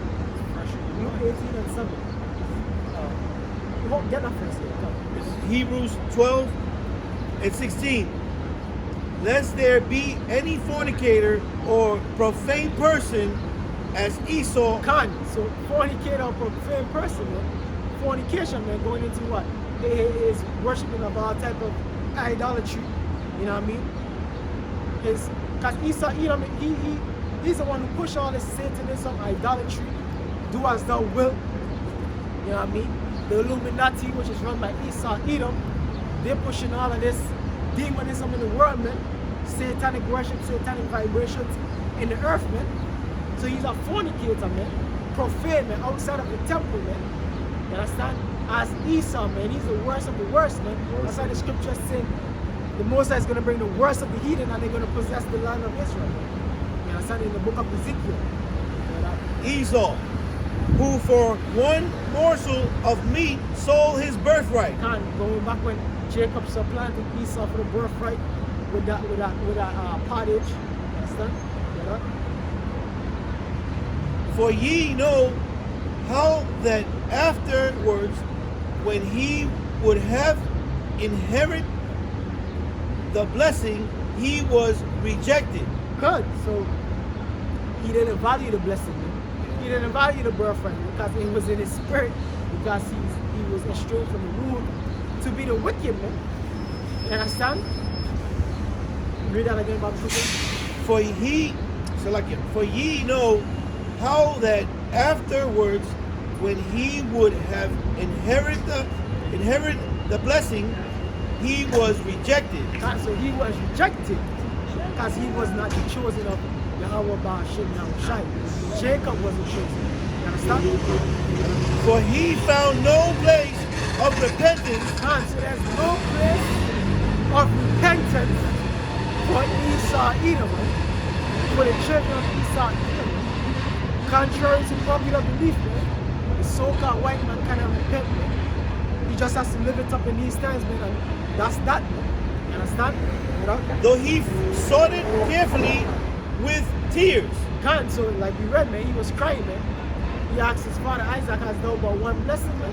Well, yeah, you did get blessed. You got the blessing to be the wicked. That's your blessing, man. Your blessing was to be the wicked. You know what I mean? Yeah, that was it. So Luke 18 and 7. I got something real quick. This is Genesis 25, verse 29. It says, and Jacob sought pottage, and Esau came from the field, and he was faint. And Esau said unto Jacob, feed me, I pray thee, with that same red pottage. So this is going to the story of where Jacob, Yaakov, which means to supplant in the Hebrew, supplanted Esau Edom for the birthright. He finessed Esau for the birthright, like you Jakes would sit together. It says, Feeding with that same red pottage for iron faint, therefore his name was called Edom. It says, and Jacob said, sell me thy birthright.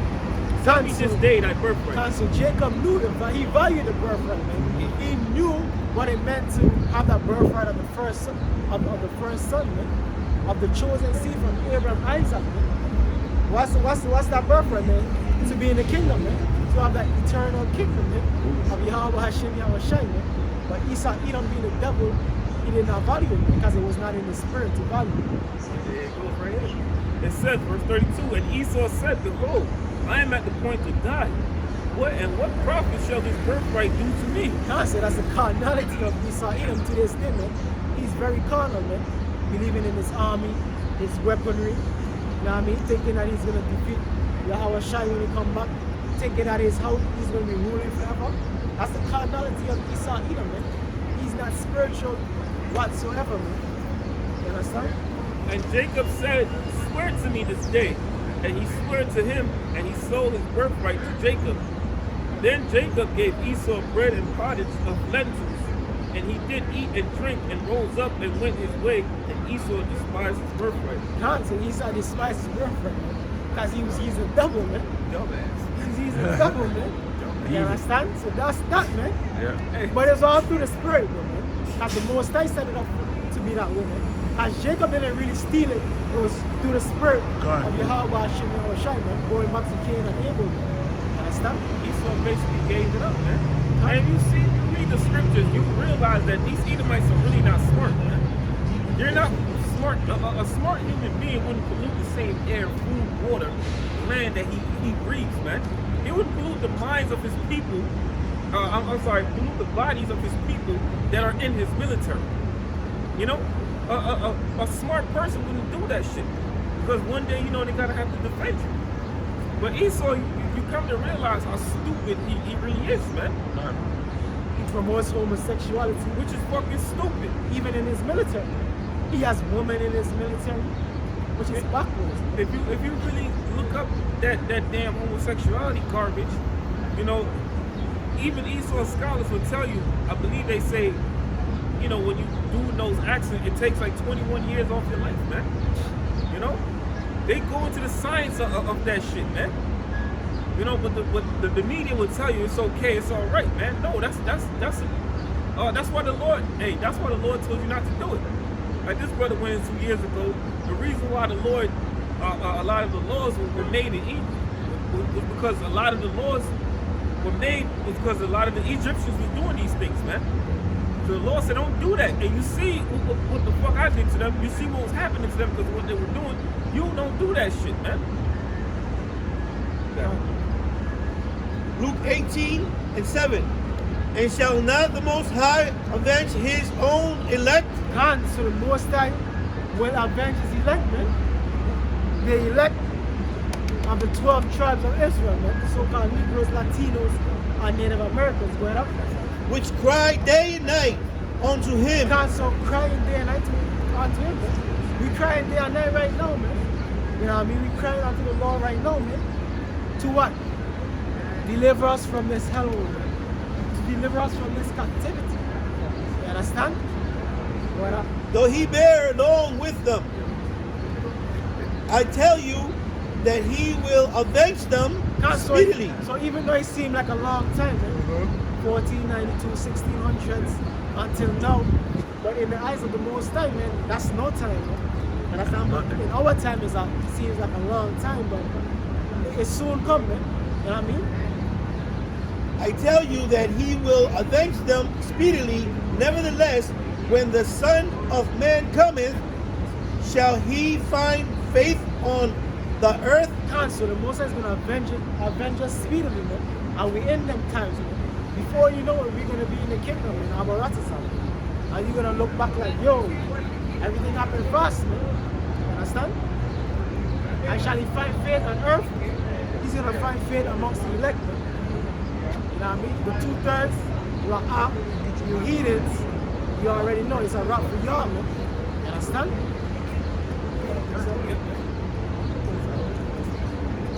It's Habakkuk chapter 2, verse 2. It says, and the Lord said unto me, write the vision and make it plain upon tables, that he may run that readeth it. For the vision is yet for the appointed time. So the visions are yet for appointed time, man. And we're living in them times of prophecy, man. You know what I mean? We're living in them appointed times of Revelation 13:16, the mark of the beast, man. You know what I mean? We're seeing the rise of what? The digital currency. Yes. You know what I mean? Crypto. All of these things lead into what? The mark of the beast, man. The RFID chip, man. And we live in a time of World War III, man. The confrontation of NATO, the beast, headed by America and Russia, man, and countries like China, man, and Iran. He's living in a time of Iran versus the state of Israel, man. You understand? It says, for the vision is yet for the appointed time, but at the end it shall speak. Now we are at the end and it's speaking, man. The prophecies are manifesting before our eyes. And not lie. And not lie, man. The scripture said the Most High is not a man that he should lie, man. So everything in the scriptures are guaranteed to happen, man. Just a matter of time, man. Isaiah 46:10. You understand? Yeah, a little more. It says, though it tarry, wait for it. So though it tarry, wait for it, man. Because it's worth the wait, man. It's worth the wait, man. Matthew 16:26. Why shall a man gain if he shall sell his soul? So like, get that. Matthew 16. It's alright, yeah. Why shall a man gain if he shall profit if he shall gain the whole world and lose his soul? So it's not worth it, man. All of these celebrities, they're gonna be living in regret in the kingdom, man. They're gonna be happy, but they're gonna be like, damn, I fucked up, man. Because it wasn't worth it, man. It wasn't worth it. You understand? This world isn't worth it. Ecclesiastes 1:1, man. This world isn't worth it. Vanity. You know, they sell their soul to escape the curses. Because the curses is embedded in your DNA. It's embedded in your spirit. It says, because it will surely come, it will not tarry. Come. So it shall surely come, man. And when these prophecies really intensify, man, it happen quick, man. Like they say, Babylon the Great is going to be destroyed in 1 hour, man. You know what I mean? Yeah, this is Ezekiel chapter 12, verse 22. It says, 22, it says, 21. And the word of the Lord came unto me, saying, Son of man, what is that proverb that ye have in the land of Israel, saying, the days are prolonged, and every vision faileth? So that's what a lot of you jakes are living in. You thinking things are prolonged. You thinking the white man is gonna fix everything, man. You know what I mean? Most of you Negroes think like that, man. You Negroes, Latinos, and Native Americans, man. You don't really consider, man, because you in the back of your mind you think, but Esau Edom is gonna fix it, man. The economy is not gonna collapse. Esau Edom is gonna fix it. World War III is not gonna happen. Esau Edom will come to some type of peace resolution. And guess what? Those days, those times are over. Oh, I'm sorry. You're absolutely right. I didn't have nothing to say, but I got a first thing. You got more than me. I got no more, bro. It says, verse 23, tell him therefore, thus saith the Lord power, I will make this proverb to cease. So this is gonna cease, man. Because a lot of you jakes think the Lord ain't coming back for another 100 years. That's how most of you Negroes think, man. You know what I mean? That's how you living it up, you selling out. You know what I mean? Or you just living your life in the world, man. A lot of you acknowledge the truth, man, but you like, nah, man, I'm doing my thing in the world, man. You're trying to wait for the last minute. Guess what? Your life is going to be taken in the last minute, man. Unless you're part of that 11-hour brothers, man. But most of you, you're not a part of it, man. And that's not how you're going to be destroyed, man, in your sin. It says, I will make this proverb to cease, and they shall no more use it as a proverb in Israel. But say unto them, thus saith the suckler, but say unto them, the days are at hand, and the effect of every vision. For there shall be no more vain visions nor flattering divination within the house of Israel. Can't say, hey, all of that, the Lord ain't coming back for another 100 years. Hey, those days of the more pushing that the more size, Yahweh Hashem Yahshua return is going to be for long, it's going to be done away with, man. And we're living in them times, man, where Yahweh Hashem Yahshua is going to manifest his power, man. You know what I mean?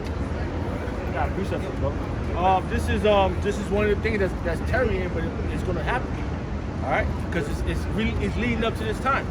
All right, Joel chapter 3, verse 2. And I will also gather all nations and will bring them down into the valley of Jehoshaphat. And the valley of Jehoshaphat, they're going into what the Middle East region, Levant. You understand? Which is the area of the area of Israel, Syria, you know what I mean? The Middle Eastern area, Jordan, you know what I mean? Saudi Arabia, Iran, that region right there, man, where all the nations are being gathered, man. You know what I mean? To be an epicenter for the third world war, man. And we know the scriptures say the least of the flock shall draw them up, man. Because Israel is constantly planning on how to bomb the nation of Iran. You know what I mean? And that's gonna be a main propellant in this World War III. You understand? That's right now. I will also gather all nations and will bring them down into the valley of Jehoshaphat and will plead with them there. God, and when the Most High say plead, man, he means judge them, man, he means destroy them. That's right. You understand? It's gonna destroy them. Because those nations are gonna destroy each other, and then Yahweh Shai is gonna come back in the midst of that and destroy them even more, man. You know what I mean? That's right. And I will plead with them there for my people. God, who is the Lord's people, man? The nation of Israel. The real nation of Israel. Which are you so-called Negroes, Latinos, and Native Americans. Not those so-called Jews over there in the land of Israel. Not those so-called Jews over there in the land of Israel. You understand? For my people and for my heritage, Israel. God, so we the heritage of the Lord, man. Yasha Allah, man. You know what I mean? You have what? The tribe of Judah, Yahweh, man. That's the Most High name in there, man. Yahweh, the Most High dance, man. You understand? Right. Whom they have scattered amongst the nations. God, so we have scattered amongst the nations, man. And we get the book of Isaiah chapter 11, it goes into the reclamation of the nation of Israel, man, from the four winds of the earth, man. Right. Hey, because you have brothers across the four winds, man. You have brothers here in Babylon, you have brothers in London, you have brothers in Holland, you have brothers in South America, in the Caribbean, you know what I mean, in Africa, you know what I mean, Mexico. So we have to be gathered back, man. Elect have to be gathered back, man. You know what I mean? Because you have Israel scattered amongst these heathen nations, man. You know what I mean? You have Israelites in Hawaii, you know what I mean? All over the world, man. And parted my land. Kind of parted his land, man. And so you have so-called Jews over there in the land of Israel. You have Ishmaelites, Arabs over there in the land. You have Ethiopians, Cushites over there in the land. You know what I mean? Yeah. Isaiah.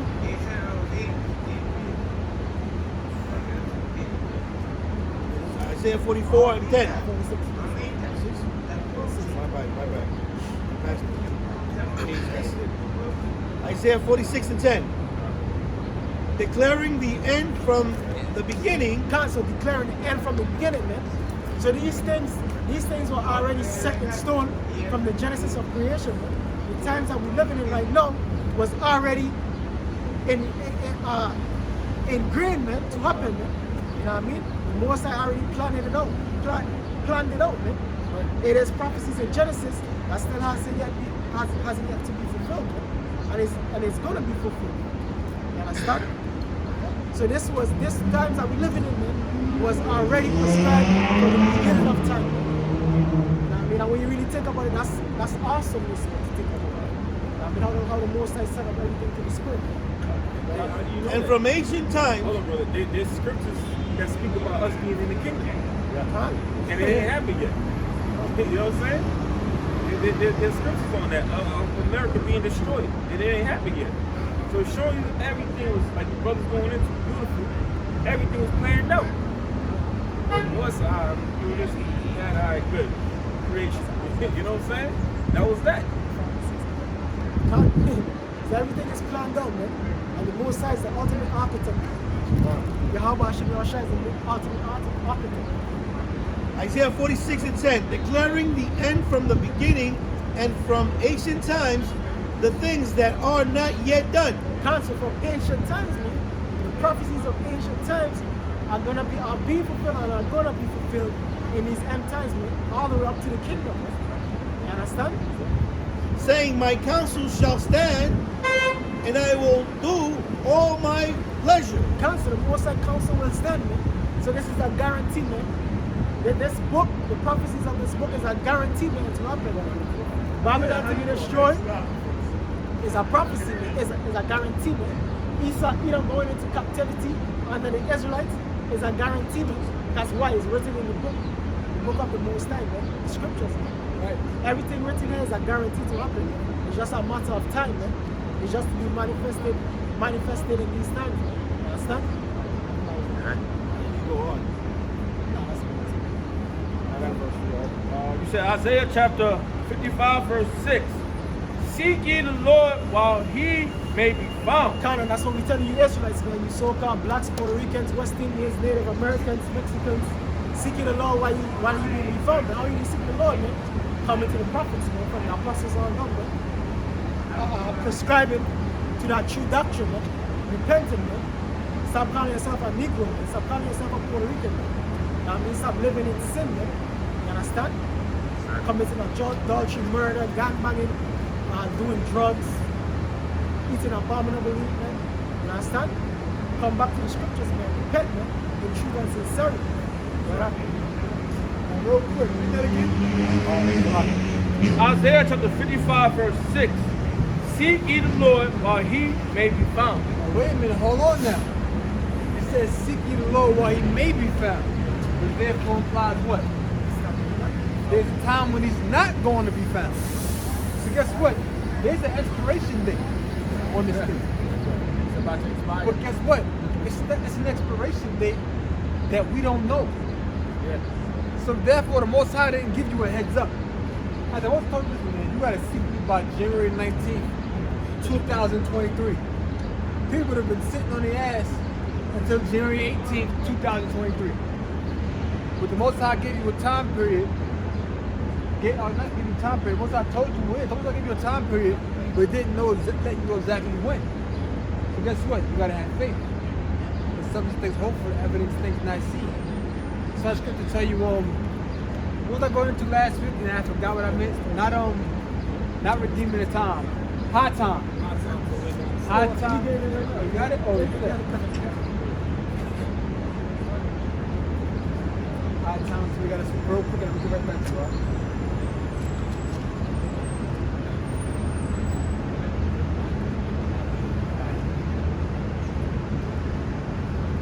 High time. So we got to sleep.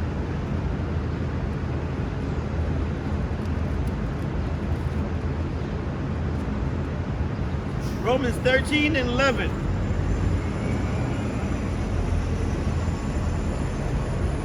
And that knowing the time, that now it is high time to awake out of sleep. It is high time to awake out of sleep. If you go and you look at that term high time means a time to do something that should have been done already. You looking it up? Yeah, high time is idiomatic. A point in time where something desirable or necessary is considered to be utterly due or even overdue to occur. It's overdue. Meaning you should have already done it. Isn't that what I said? That's what it means in the spirit. So high time is when something is overdue. High time when it's time for something that should have already been done. If I say, yo man, look, it's high time you start coming to camp on time. That means it's overdue. It means it's something that should have been done. I would say, yo man, look, it's high time you clean up your room. That means what? It's overdue. It's time you should have been done it. So it's high time to wake out of sleep. Meaning the time to wake up is already overdue. Waking up is something that you should have already been done. So guess what? You gotta seek the Lord while he may be found, which therefore implies the time when the Lord won't be found. So guess what? It's high time to do that. It's already overdue. You on borrowed time. That's what I'm telling you about what? Redeeming the time. Redeem means to buy back. When you're redeeming the time, you're using that zeal, that patience, that faith. That's looked at as time. Look at that scripture, redeeming the time in blue letter. And that word redeeming. Because if you're redeeming something, you're buying it back. So if you redeem something, you're purchasing it. So when you're redeeming the time, your zeal and your fervor, your diligence is like the time in which is basically looked at as something that you're purchasing the time that you have. with the time it is that you possess, that zeal, that fervor, and that diligence is like a payment. And that's what you're doing. That's how you're buying that time. You're using that time to show that diligence, show that faith, bro. No, I was going to say, like, Leaving the time in the blue letter. what are you using to pay that time, man? You know? Exactly. Because you can't just go in the store and say, I want to buy that, and you ain't got nothing to give. Exactly. You know, so what are you doing? You're making your body a living sacrifice to buy that time, man. You know, which is the work that you do. Redeeming. This is the redeeming, the Strong's definition. What's that book right there? So you'll be able to say whatever it says.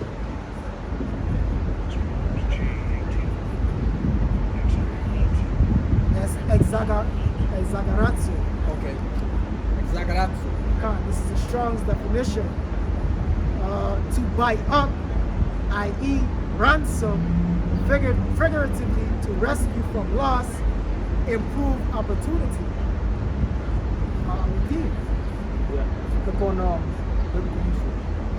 God, to redeem by payment of a price to recover from the power of another, to ransom by of it says Christ, of Christ, freeing the elect from the dominion of the Mosaic law at the price of his vicarious death.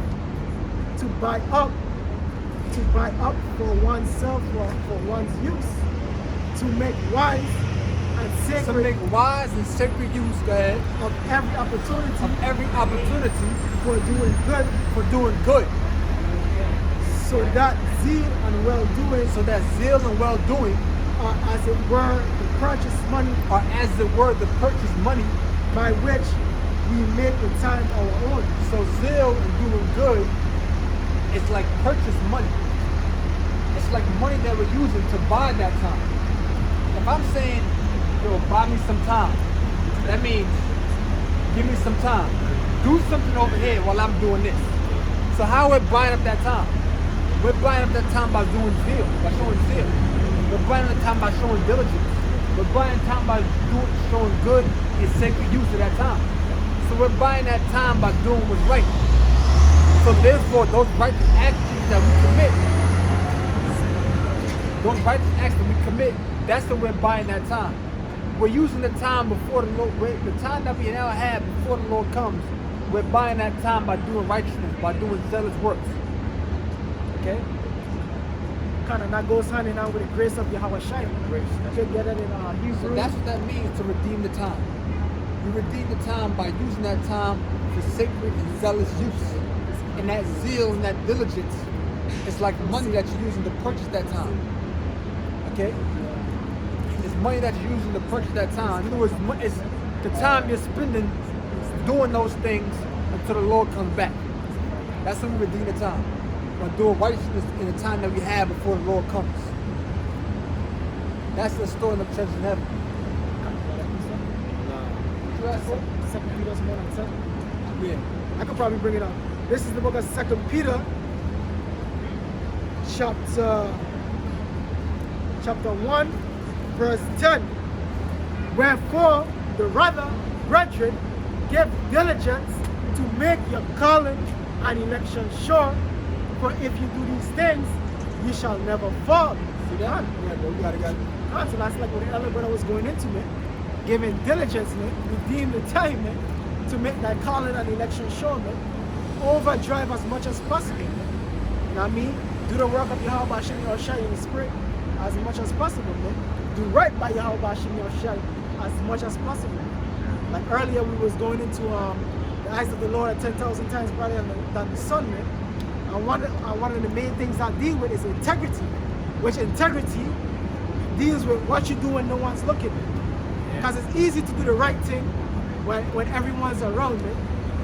It's what you do when no one's looking, man. It's the things that you do when only one or two brothers may even know about, man. You know what I mean? So we're redeeming that time by showing diligence, which is just storing up treasures in heaven till the Lord comes. That's how you redeem that time. That's why you damn niggas out there in the mother camps, y'all don't be coming out when it's cold, man. We was out here all winter. And guess what? It was bad. Do the work in season and out of season. Then you got Proverbs 20 verse 4 says the sluggard will not plow by reason of cold. You know, You have excuses. yeah. You know, there's no excuse not to do this work, man. I don't give a fuck what you got going on. There's always something you can do towards the truth. Unless you're in a coma. Unless you're in a coma, that's different. You paralyzed from the waist, from the neck down. Guess what, brother? Still talking. Get a brother, come to your house, cut the camera on, and do a video. You know? You're not gonna be out here with us because you're a liability. If a fight happens, what are you gonna do? You gonna cover you up? You can't do that. And the most I didn't go let that happen to her. And like, well, you know what? I can't say that because you got men that have been healed in the paralyzed. You know? Yeah, because you got niggas that down, they in a wheelchair, but the niggas that still do push-ups and all pull-ups. Yeah. See what I'm saying? So there ain't no exception. That's right. That's a good point, bro. You got dudes that got the wheelchair arms. Yeah. You know what I'm saying? Go ahead. Got a voice. Hebrews chapter 6, verse 4. Good point. For it is impossible for those who were once enlightened and had... And how are you enlightened, man? You know what I mean? How is that light? What's that light, man? The light is the truth, man. We are the enlightened one, man. You know that you are Israelite, that's being enlightened, man. You know what I mean? You know Yahweh Shai, that's being enlightened, man. You know he came back to save solely the nation of Israel, that's being enlightened, man. You know what I mean? You know the high holy days, you partake in the high holy days, that's being enlightened, man. You know what I mean? Yeah, you know your nationality. You enlighten them who you are. You know from. You ain't black, though. You ain't black, though. For it is impossible for those who were once enlightened and have taste of the heavenly gift. So you tasting of the heavenly gifts. You know what I mean? Because we have the imagination which is going to be fulfilled of the kingdom, man. Because all the brothers, we imagine the kingdom, man. You know what I mean? We imagine the power. You know what I mean? So that's you tasting of that gift, man. That potential, man. We see the potential, man, that is yet to be manifested, man. And were made partakers of the Holy Spirit. So you make partakers of the Holy Spirit, of the Rakah. You know what I mean? And that's what you do when you accept the truth, man. You know what I mean? When you call yourself an Israelite, man. When you declare Yahweh Shai, man. When you call upon the name of Yahweh Shai. Okay, come. Yep. And were made partakers of the Holy Spirit, and had taste of the good word of Yahweh Yahushua and the power of the world to come. So read that again, Bob. Alright. Hebrews chapter 6, verse 5. And have taste the good word of Yahweh Yahushua. This is the good word, man. So you're learning all the things that you're Israelite. You're gonna be a king. You're gonna have 1,000 wives, man. You're gonna live in a castle, man. You're gonna have the gold, the silver, man. Yeah. You understand? You're gonna have servants, you're gonna have slaves, man. That's good, man. That's good news to any Negro, Latino, Native American in his right mind, man. You understand? That's right. And have tasted the good word of Yahweh Yahushua and the power of the world to come. The power of the world to come, man. What's that world to come? The kingdom of Yahweh Shai, man. 12 tribes, man. The 144,000. Right. The rest of the elect sitting on thrones, man. Right. Running things, man. You run things. Running things, man. You understand? Not a devil in a suit and tie running things, man. Right. You running things, man. A so-called Negro, a so-called Puerto Rican, man. I'm here to power your Shai. You gotta put it out. Can't do the power of Yahweh Shai, man. You know, Because really, real quick, the point is, that's good. You gotta get that, the 8th chapter. Say this, really, the so-called, well, I'll say that the so-called black color, black skin is made for rulership, man. Why would I say that? Because the Yahushua in the Most High is that color, man. You know? So really, the Israelite man, starting with Judah, it was made to be a ruler, man. Everything else under us is fucking peasants, man. Right. And you're gonna go back to that peasant-like state. Ain't gonna be in our kingdom, no fucking big movie star Moabite.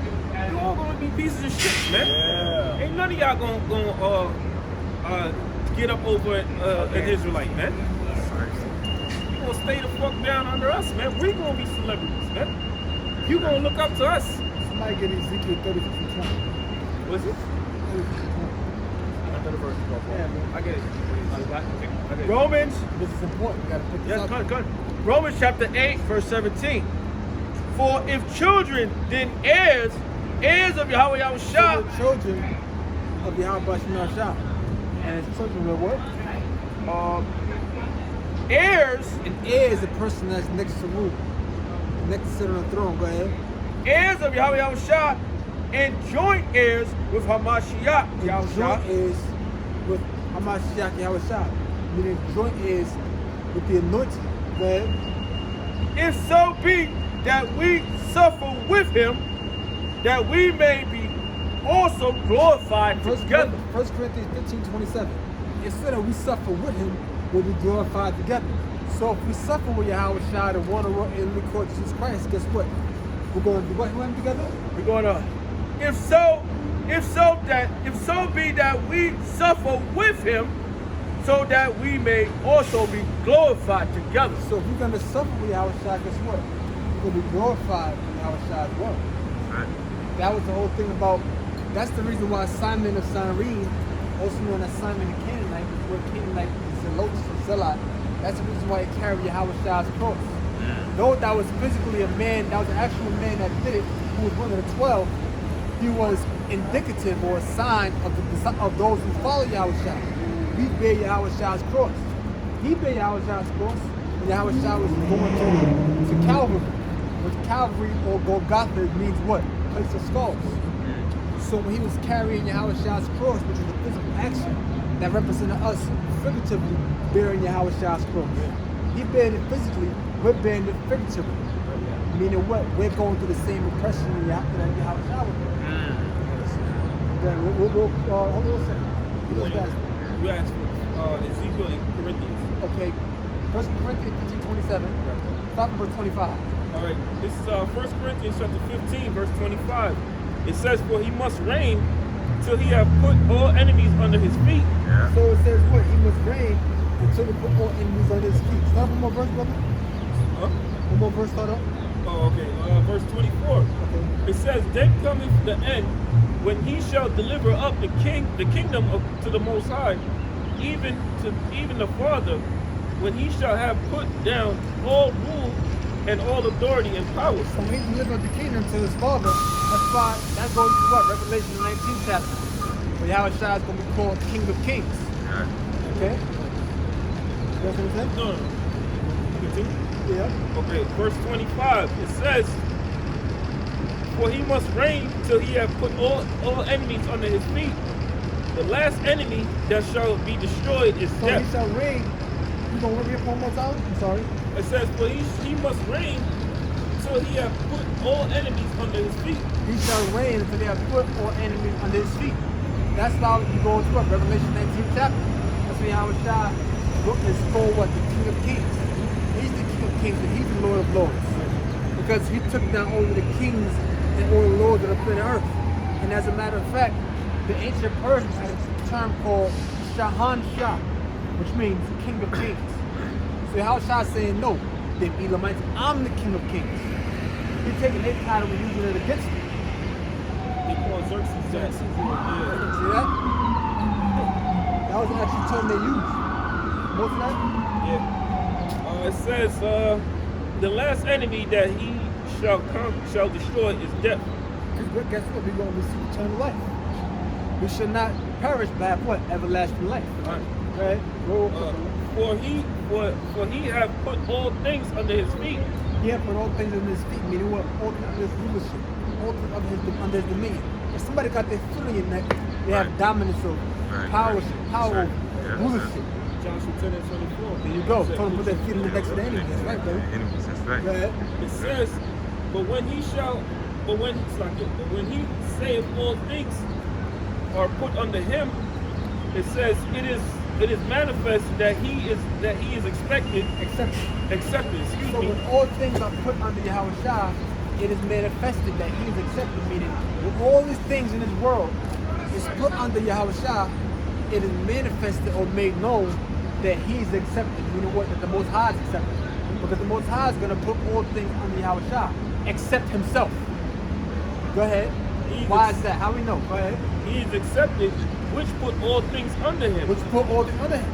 So when all things are put under Yahushua, it is manifested that he's accepted, which did put all things under him. So who put all things under Yahushua? The Most High, Yahweh. So all things are going to be under Yahushua except the Most High. Go ahead. Right. It says, and when all things shall be subdued unto him, When all things will be subdued to Yahushua. Go on. then shall the Son also himself be subjected to him Then shall also the Son be subjected unto him, the Most High, that put all things under him, that put all things under him. Go ahead.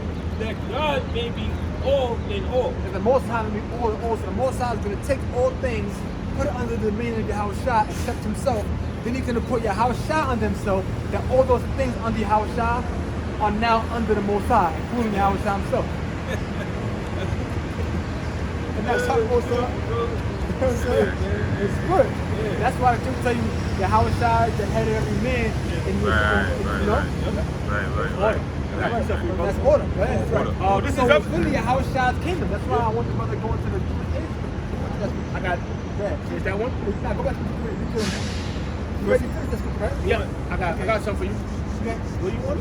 No, I read your ears. I read your ears. I got verse this for ITK. When we get Ezekiel, get that ready. Okay, this is Revelation chapter 3, verse 21. To him that overcometh will I grant to sit with me in my throne. To him that overcometh will I grant to sit with me at my throne. So all that overcome this world, all that overcome the temptation of this world, which you already went to before, the things of the world are things that are hollow, meaning empty. Fleeting, they're here 1 minute, going the next. They're frail, meaning weak. In other words, they're temporary. Those are the things of the world. So him that overcometh these things that are hollow, frail, empty, or things that are hollow, frail, and fleeting, meaning things that are empty, weak, and here 1 minute, going the next, temporary. What's going to happen? I will grant to sit with me in my throne. He's going to grant to sit with him at his throne. And one of the major things is the MOTB, man, was the mark of the beast. Even I also overcame. Even I also overcame. I'm saying I'm mixing. So Yahushua overcame this world. Back then, this, like you said earlier, it's our turn to overcome. That's how we're going to get the crown. Right. Exactly. All right? When you think of that, you think of Luke the 4th chapter. When Satan tried to tempt Yahushua. Remember, scripture tell you in the book of Romans 8th chapter, real quick, give Romans 8. So give Romans 8 and 1, real quick. Okay. Okay. Even I also overcame, and I sit down with my Father in his throne. Read that again? Sorry. So that's okay. Even as I also overcame, and I sit down with my Father in his throne. See, sit down my Father in his throne. So all goes back to who? Most High. You know? What's it got? Romans 8. Okay. Romans 8 and 1. It says, there is therefore no condemnation to them which are in Hamashiach. There's no condemnation to them in Yahushua. You can't condemn those that are in Yahushua, because those that are in Yahushua are what justified through faith. Those that are in Yahushua have believed on him, so they may not perish in everlasting life. Their sins were covered. So there's no condemnation with them, because they've been forgiven for their sins that they committed. Go ahead. It says, to them which are in Yahushua, who walk not after the flesh, but after the spirit. Who walk not after the flesh, but after the spirit. You can walk after murder, adultery, envying, strife. You walk after the spirit, meekness, brotherly kindness, charity, which is brotherly kindness. Go ahead. You can read about that in Galatians 5th chapter, about the lust of the flesh and walking in the spirit. Go ahead. Verse 2. Galatians It says, 5, go ahead. for the law of the spirit is life of Yahushua. Is life in Yahushua.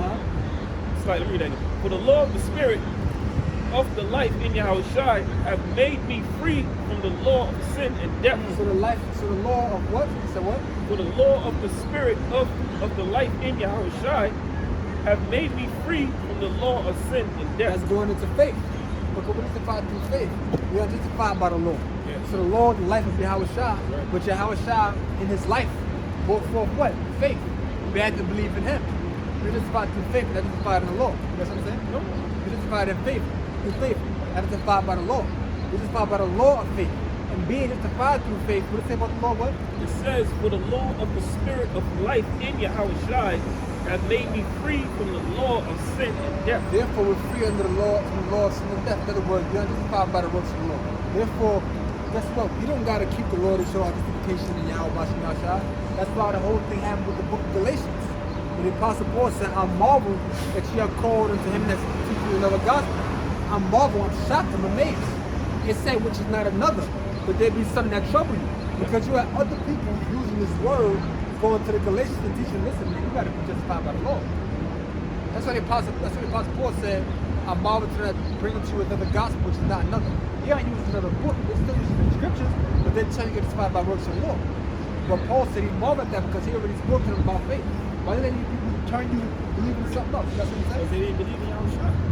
You know, because the purpose of Yahushua dying was to keep us from the penalty of the law. Man. Exactly. So if you're teaching that you keep the law, which you fucking can't, you know, you don't believe in Yahushua. Yes, and you don't care about his sacrifice, man. So that's all you're saying. Yeah. So when Galatians started losing faith, and like the brother was saying, the law set us free from the Yahushua, faith in Yahushua set us free from the law. That's why when you go to the book of Romans, the 8th chapter, the scripture says what? It said, the servant abideth not in the house forever. It said, you should know the truth and the truth set you free. The truth is something about Yahushua. And they said, we be children of Abraham. You was never under bondage sitting there. What do you mean set you free? Yahushua said, the servant abideth not in the house forever. Why? Because in the law, the servant served his master for 6 years, and the 7th year the master was set free. Just that the servant served his master for 6 years, and the 7th year the master was set free.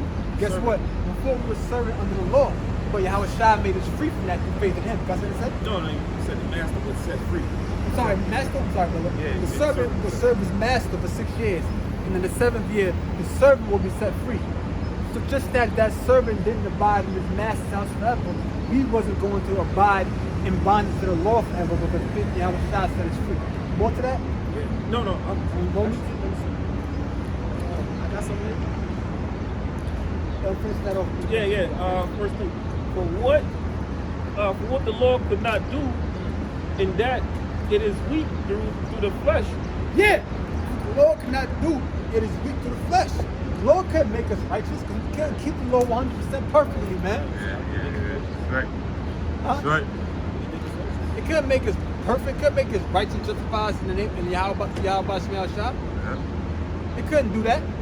Faith in Yahweh Shah did that. Go ahead. It says, and it wasn't that the law was weak, this flesh was weak. Go ahead. For what the law could not do is in that it was weak through the flesh. The Most High sent his own son in the likeness of the sinful flesh. So the Most High sent his son in the likeness of sinful flesh like us. I'm saying it's a likeness of sinful flesh. You're outside of the sin. Yeah. So it shows you how the Most High, how righteous the Lord is. That's right, bro. You know? That's bad, bro. That's a lot, bro. It says, and for sin condemneth sin in the flesh. See, Yahushua came in the flesh and he condemned sin in the flesh. When you condemn something, to condemn or damn or damnation is when you banish something, you forbid something. So Yahushua came in the likeness of sinful flesh and he condemned sin in the flesh because though he was in the flesh with the rest of us, he was forbidden to sin because he never sinned before. So he came in sinful flesh like us and was tempted like us, but never was overcome by sin. Though he was tempted. Right? That the righteousness of the law might be fulfilled in us, who walk not after the flesh, but after the spirit. At the likeness of the what? Read that one time. That the righteousness of the law might be fulfilled in us, who walk not after the flesh, but after the spirit. Who walk, and that's us. We walk after the flesh, not in the spirit. Go ahead. It says, after the spirit. You said after the spirit? Yeah. You said after the flesh. I'm sorry. We walk after the spirit, not after the flesh. I'm sorry. they about to loop that 100. They loop that 1,000 times. God, no.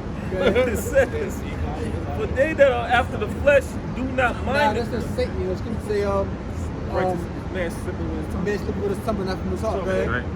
In verse 5 it says, for they that are after the flesh do mind the things of the flesh, but they that are after the spirit, the things of the spirit. Go ahead. Let's speak about adultery in that one. Yeah, no, let me see. About the woman and all that. It says, for the carnal mind, to be carnal minded is death, but to be spiritually minded is life and peace. But the carnal mind is enmity with the Most High, for it is not subject to Romans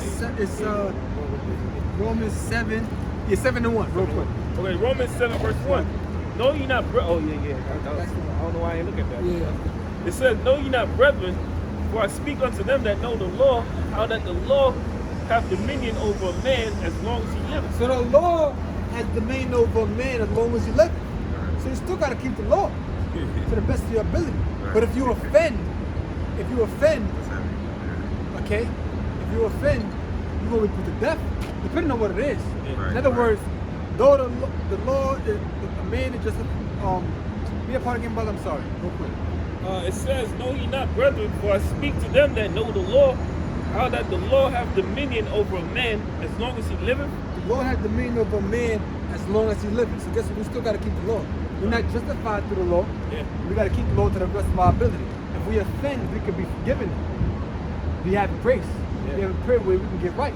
Right? And that's why when Yahushua healed that man of the palsy, he said, go and sin no more. At least the worst thing come upon you. So we do go off. So if you go off, don't go do the same stupid shit again. But the Lord gonna jack you up even worse. Yep. It says, for the woman which have not an husband is bound by the law to her husband, so as long as he liveth. Just so the woman having a husband, she's bound to the law of her husband as long as he liveth. Meaning she can't deal with no other man as long as he's alive. Go ahead.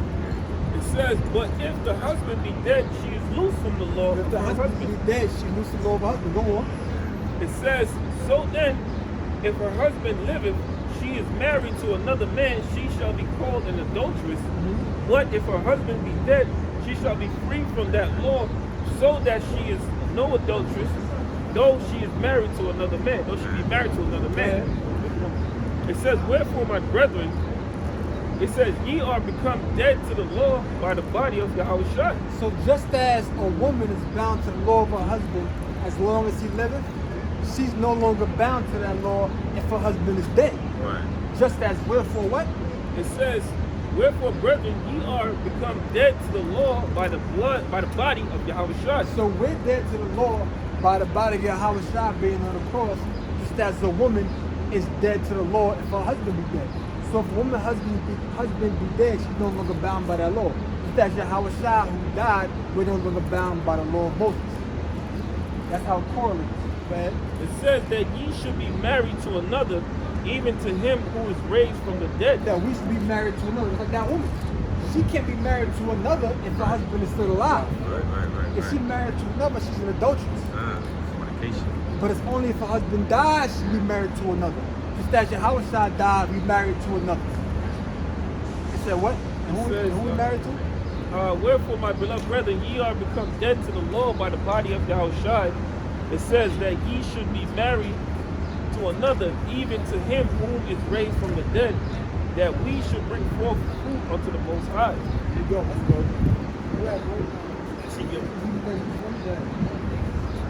Ezekiel 36:20. And when they entered into the heathen, whither they went, they profaned my holy name. Israel profaned the Most High's holy name wherever we was among the heathen, worshiping their gods, keeping their customs and practicing tradition. Go ahead. When they said to them, these are the people of the Lord, and are gone forth out of his land. Right. But I had pity for my holy name. So the Most High had pity for his holy name. So the Most High is doing what he's doing to clear his name. Go ahead. Which the house of Israel had profaned among the heathen whither they went. God, so the Israelites, they polluted it amongst it. They polluted the name of Yahweh Hashem Yahushua amongst the heathen. Because we possess the name of the Most High, man. You know what I mean? Hey, Judah, Yahweh, man. That's the name of the Most High right there, man. So we polluted that name, man.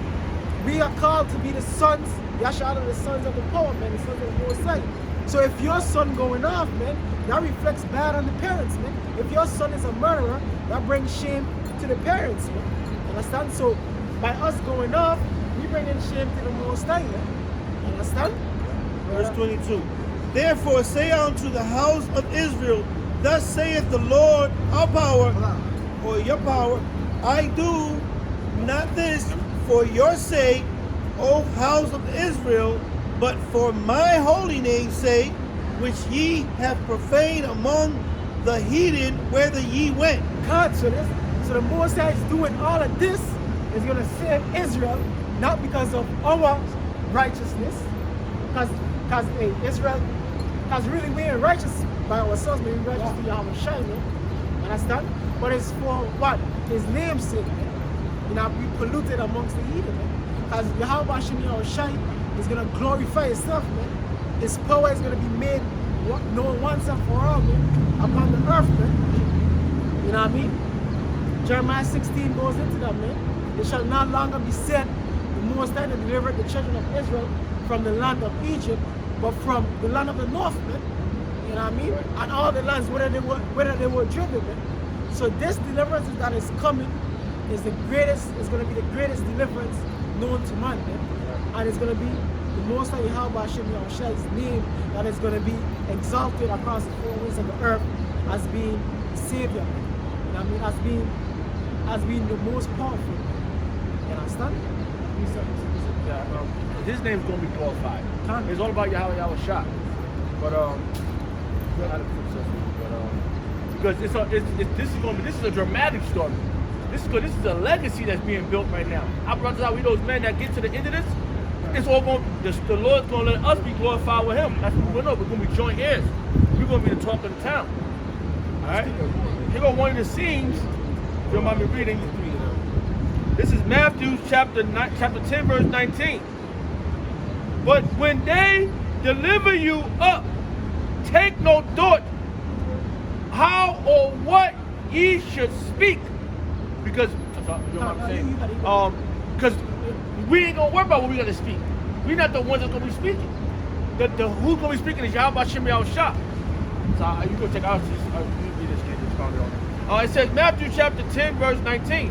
But when they deliver you up, take no thought on how or what ye should speak, for it shall be given you in that time, in that same hour. So the Spirit is going to be upon the men of the Lord. Yeah. The hopefully elect in these last days and times to what? Roll through the Spirit, man. Right. Walk by faith, not by sight, man. Isaiah 23:6 says what? Wisdom and knowledge shall be the stability of our times, man. So the Most High is going to put that Spirit upon you, in Proverbs 24, to guide you in these last days and times, man. Right. You know what I mean? Especially as a shit hits the fact. Stop. For it shall be given you in that same hour. So the Most High is going to put the Spirit upon you to roll through the Spirit. You know what I mean? Roll in the Spirit. Roll by faith, by the faith in Yahweh. Right. What ye shall speak. What you shall speak, man. What you shall speak, what you shall do. You know what I mean? All of these things, man, the Most High is going to be our guide in these last days and times. That's right. Verse 20. For it is not ye that speak, but the Spirit of your Father which speaketh in you. So it's the Spirit of the Most High that is speaking through that righteous man. You know what I mean? It's speaking through the elect. You understand? It's speaking to us right now, man. You know what I mean? We're the oracles of the Most High, man. Yahweh Hashem Yahushai, Isaiah 58:1, man. And all the prophets of old, man, are the oracles, were and are the oracles of the Most High, Yahweh Hashem Yahushai. This is the book of John, chapter 15, verse 16. Ye have not chosen me, but I have chosen you. Yeah, Yahweh Shem Yahushua had chosen us. He had called us to this battlefield, to this epic movie that He put together, man. You know? Ye have not chosen me, but I have chosen you and ordained you. Ordained us. Men that's out here on the battlefield right now, from our apostles and to our archon elders and to the other brothers across the globe, He have ordained us to get out here. And if you're doing this For how long time you were doing it, the Lord called you. Many are called, but few are chosen. Okay? We look up that word ordained. real quick. So this is the word ordained from the online dictionary to make someone a priest or minister. Make someone a priest and a minister. Alright? Confer holy orders on. Confirm holy orders on? That means you've been ordered. There you go again. He ordered you to get out here. You do this or else. Hey, what happened with Jonah? He kept running, right? And what happened? The Lord did to him? Put him inside a big fish. It says holy orders, man. Oh, holy orders. So this is holy works that we do. Yeah, holy orders. Salaki. Go ahead. Holy orders. I'll go back to the Right. precept. And ordain you that you shall go. Ordered you. That you shall go and bring forth fruit, and that your fruit should remain. To go forth and bring forth fruit. That means you're supposed to go out there and plant this in the minds of men. To get them out there. Because it's like you were speaking of that last hour. You know, and right now we came in, whenever we came in, but this ain't the last hour yet. Alright? Things leading up to that, to Jacob's trouble. Okay. And that your fruit shall remain, that whatsoever ye shall ask of the Father in my name, And that your fruit should remain, and whatever you ask in Yahweh Shem's name, because you're doing his will and he's watching you, he's like, okay, you've been doing this, alright, I'm gonna give you a little nugget. That ain't the whole, I'm sorry. I'm agreeing with you. that ain't the whole plate, but you get a little nugget that gets you through maybe a couple of hours. Yeah. A few hours, maybe a few days, whatever it leads up to. I'm sorry. If I can say this, Yeah. I'm going to talk behind the camera. Okay. That's why we got to determine, you got to ask most how to throw you a bone. Throw you a bone. A bone don't got no meat on it. Yeah. But at least give me something. Little bristles, Because that happens sometimes. It's like, yo, you be getting pissed off. Like, yo, most I throw me a bone or something, man. Yeah. You know what I'm saying? Like, And that what's happens. going on? That happens. And that's like, One time I thought I was broke. I looked in my drawer, I found $100. You know what I'm saying? One time I was cleaning up my room. I cleaned up my room. I about to throw away a receipt. Yeah. Spirit told me open up. It was $20 bill. That's good. Hey, if I may give me a little testimony too. I was walking from camp one day. I had no money, right? And I walked and said, look down. It was $100 bill folded up on the floor. That probably was mine. I'm joking, brother. I was like, oh man, I had no gas or nothing. Hey, it's good. We don't sell out. That's good. These things, Okay. these things, I command you that ye love one another. He commanded us to be brotherly love. Let brotherly love continue. This is what we do. This is brotherly love. This is covering the multitude of our sins. Getting out here, that's how we get those little bones, the little nuggets. It be good, man. You don't need too much in this world, because you get to, what is that scripture say? The rich. Like the Lord's Prayer said, your daily bread, man. Daily bread. You know what I mean? Okay. Con, if the world hates you, you know that it hated me Yes, before indeed. it hated you. That's right, because the world do hate the prophets of the Lord. You killed the prophets back then, and you desperate to kill us now. You don't want us doing this because it interrupts your world. Your world is all shaky every time you see us out here. Oh, I'm sorry, you have something? No. Okay. Con, if you were of the world would love his own. See, if we was Jay-Z and all these other individuals in the world, they love us. Oh shit, Jay-Z's out there. It must be a free concert. And even the Christians, man. Yeah. And them big Christian pastors, they of the world, man. Yeah. That's why the world loved them and accept them. Yeah. Creflo Dollar. They had the nigga name, man. God damn. Creflo Dollar. You know what I'm TD saying? Jakes. TD Jakes. TD Bank. Yeah, it's called that nigga TD Bank. You know? But the people loved them. But they're of the world and we're not, because what? Everybody fucking hates us, man. Right.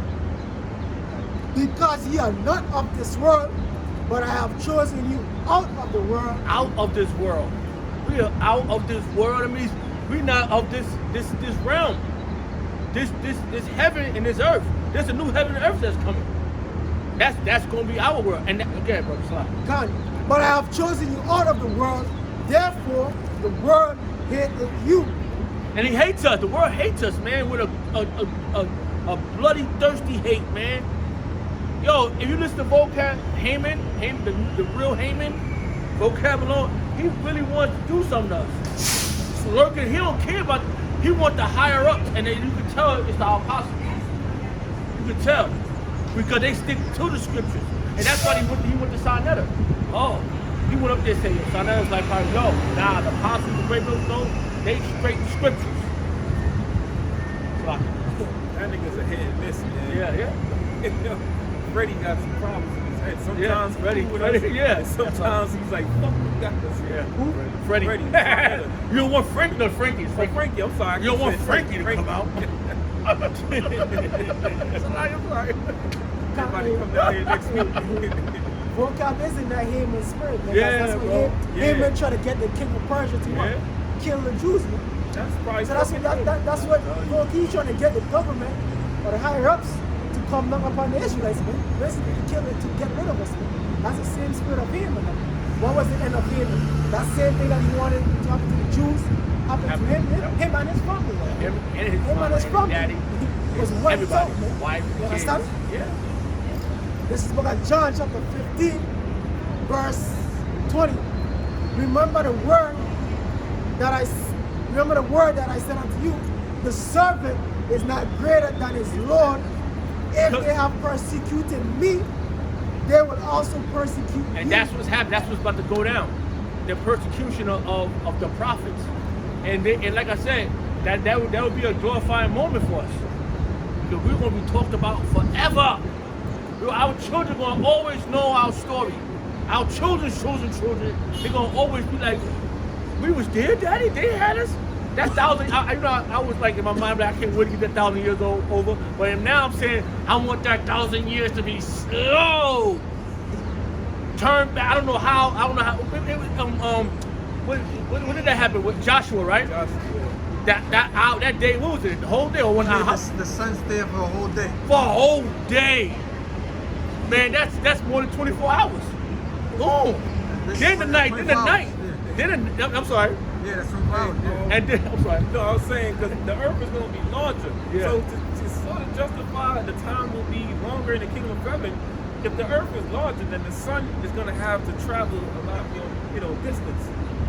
If you get what I'm saying. That's a speculation. Oh, sorry. It's not on the scriptures. It's not. Don't loop it and say, look what GMS is teaching, but it's just a speculation, man.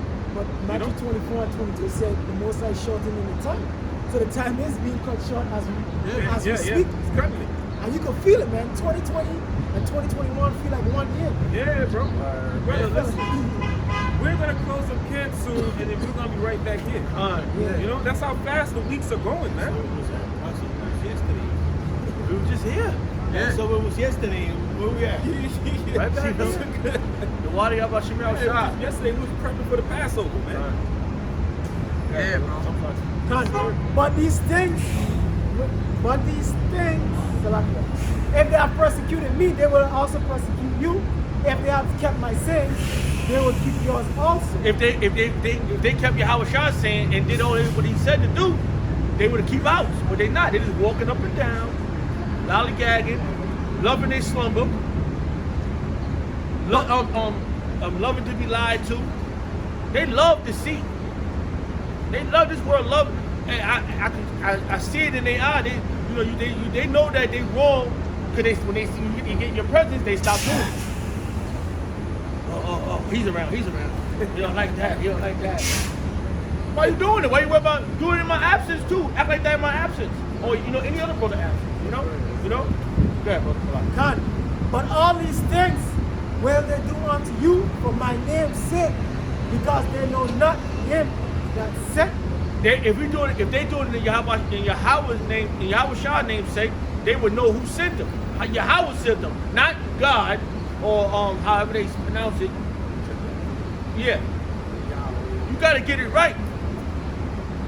What is his name and what is his son's name? Thou can tell. Yeah, one more verse 22. If I had not come and spoken unto them, Yahushua came in the flesh. We were talking about this just a second ago. He came down here in the flesh, didn't sin, told you what's about to come, set up his apostles, and now what they doing? They doing the same thing years later, 2,000 years later. It is a reincarnation thing, because the prophets are subject to the prophets. If I said that wrong, the spirits of the prophets are subject to the prophets. It's a reincarnation thing. Who knew we were know we're doing this? Because if we did know it, we wake up, every time we wake up, we know, we probably be shook. And then back there, Can you remember, what's the guy name that killed those people back in the same time? Nat Turner. Yeah. He woke up and he just said, what? You what? This my book? Oh, you're dead. That's correct. Yeah. Go ahead. If I had not come and spoken unto them, they had not had sin. But no, they have no cloak for their sin. Now you have no cloak for your sin because you're still not following the protocol. Because you're not following the protocol with your how about Shemal Shah. The prophets, it's always been prophets, even back when Adam and Eve. Yeah. It's always been walking in the cool of the day. That was the prophet was like, it wasn't Yahweh, it was a prophet talking. Yo, what you doing over here with the other trees? The other trees of the nation, other nations. What you doing over here? I ain't telling you to be real with them. You hiding amongst them, trying to think I ain't gonna find you. Yeah. What you doing? I'm a prophet, man. I know everybody. Salaki. You have something, right? No. I did, but I can get it later. But it's gonna say the voice of the Lord walking through the garden. Yeah, that was a prophet. Yeah. I used to read that scripture. I'm like, me too, man. I love that one. I'm sorry. Nah, man, that's a prophet. It's that Luke 1:70. Prophets since the world began. Oh. Yeah. Okay, hold on. Got it? It should be Luke 1:70. Yeah, this is Luke chapter 1. By the mouth of holy prophets. Verse, because you killed the prophets. The prophets are back over and over again. Yeah. This is the book of Luke chapter 1 verse 70. As he spake by the mouth of his holy prophets, He spake by the mouth of his holy prophets, which have been since the world began. Since has been, that could have been the same prophets back then. Looking at him like, they like this, whatever, how they most of the people and shit. Evil, like, told you, go over there, get down, you fucking got me in trouble. It show you because Adam tried to hide himself amongst the branches of the other nations. It show you how Israel was still different from the sin, even though it wasn't being called Israelites back then. But the children of the sons of God was still different from the other nations, man. There's something about us that shines out, and that's the spirit of the Lord, man. Even after that sin, I'm sorry. Even after that sin, they still was recognized by the prophet. You can spot Israel from a mile away. And I always say this, man. When I see the tribe of Levi, if I see a Levi walking, I'm like, yeah, that's a Levi. I just have that sense, like, yeah, that's a Levi. But Israel got that distinct look. And the point was, because you said cool of the day, that was in the beginning. That's why Luke 1:70 said, as he spake by the mouths of his holy prophets which have been since the world began. So even in the beginning, you had prophets. That's the cool of the day. Right. Still walking through the day. And you know what's spiritual about that name Israel? It means sons of God. And from Adam, they were called the sons of God, man. So really, they are Israelites, but not Israelites by.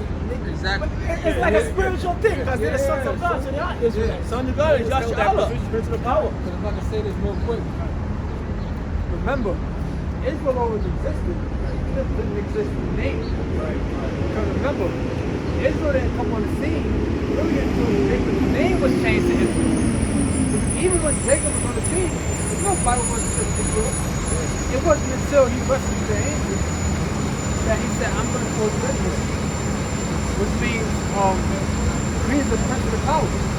That's when Israel came on the scene. Prior to that, it was just Jacob. Some scholars call it Jacobite. There's no scripture on that. What's the word Ite? It's descendant. Like if I say the Adamites, there's no verse that says Adamite. Adam comes from the Hebrew word Adam, which means from the ground. Ite means descendant. But Adamite means descendant from the ground. Israelite means what? Descendant from Israel. So Israel is always around.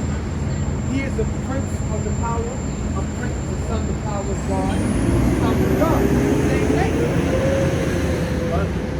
Just like the law was verbal, but the law was always there. It was verbal. Yeah, exactly. Right. It only got written when Moses. Old laws that it was written. Yeah. So it was Same law. There wasn't nothing different. Because what proved that? He said, didn't I? He told Adam. He said, didn't I tell you the laws how to conduct yourself, what not to eat this tree? This other you following the woman? I'm sure that was a rule not to follow the woman too. Cain and Abel, remember Cain and Abel? Yeah. How do they know to make a sacrifice? Yeah. How do they know to make a sacrifice? Oh man, got him. The law have always been, man. God, and even that oral tradition, that's a practice among Sheikh to this thing, man. Right. Going back to West Africa, there's a thing called oral tradition. You know what I mean? Where your culture, your laws is passed down orally. You know what I mean? It's not necessarily written down. It's an oral tradition. They got a saying that says a man only got his words in his testicles. And that's, and if I can say one more thing,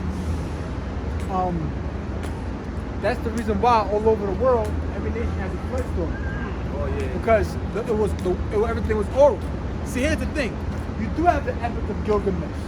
You do have the Atrahasis. You do have writings that predate the Bible that speak about the flood. That is correct.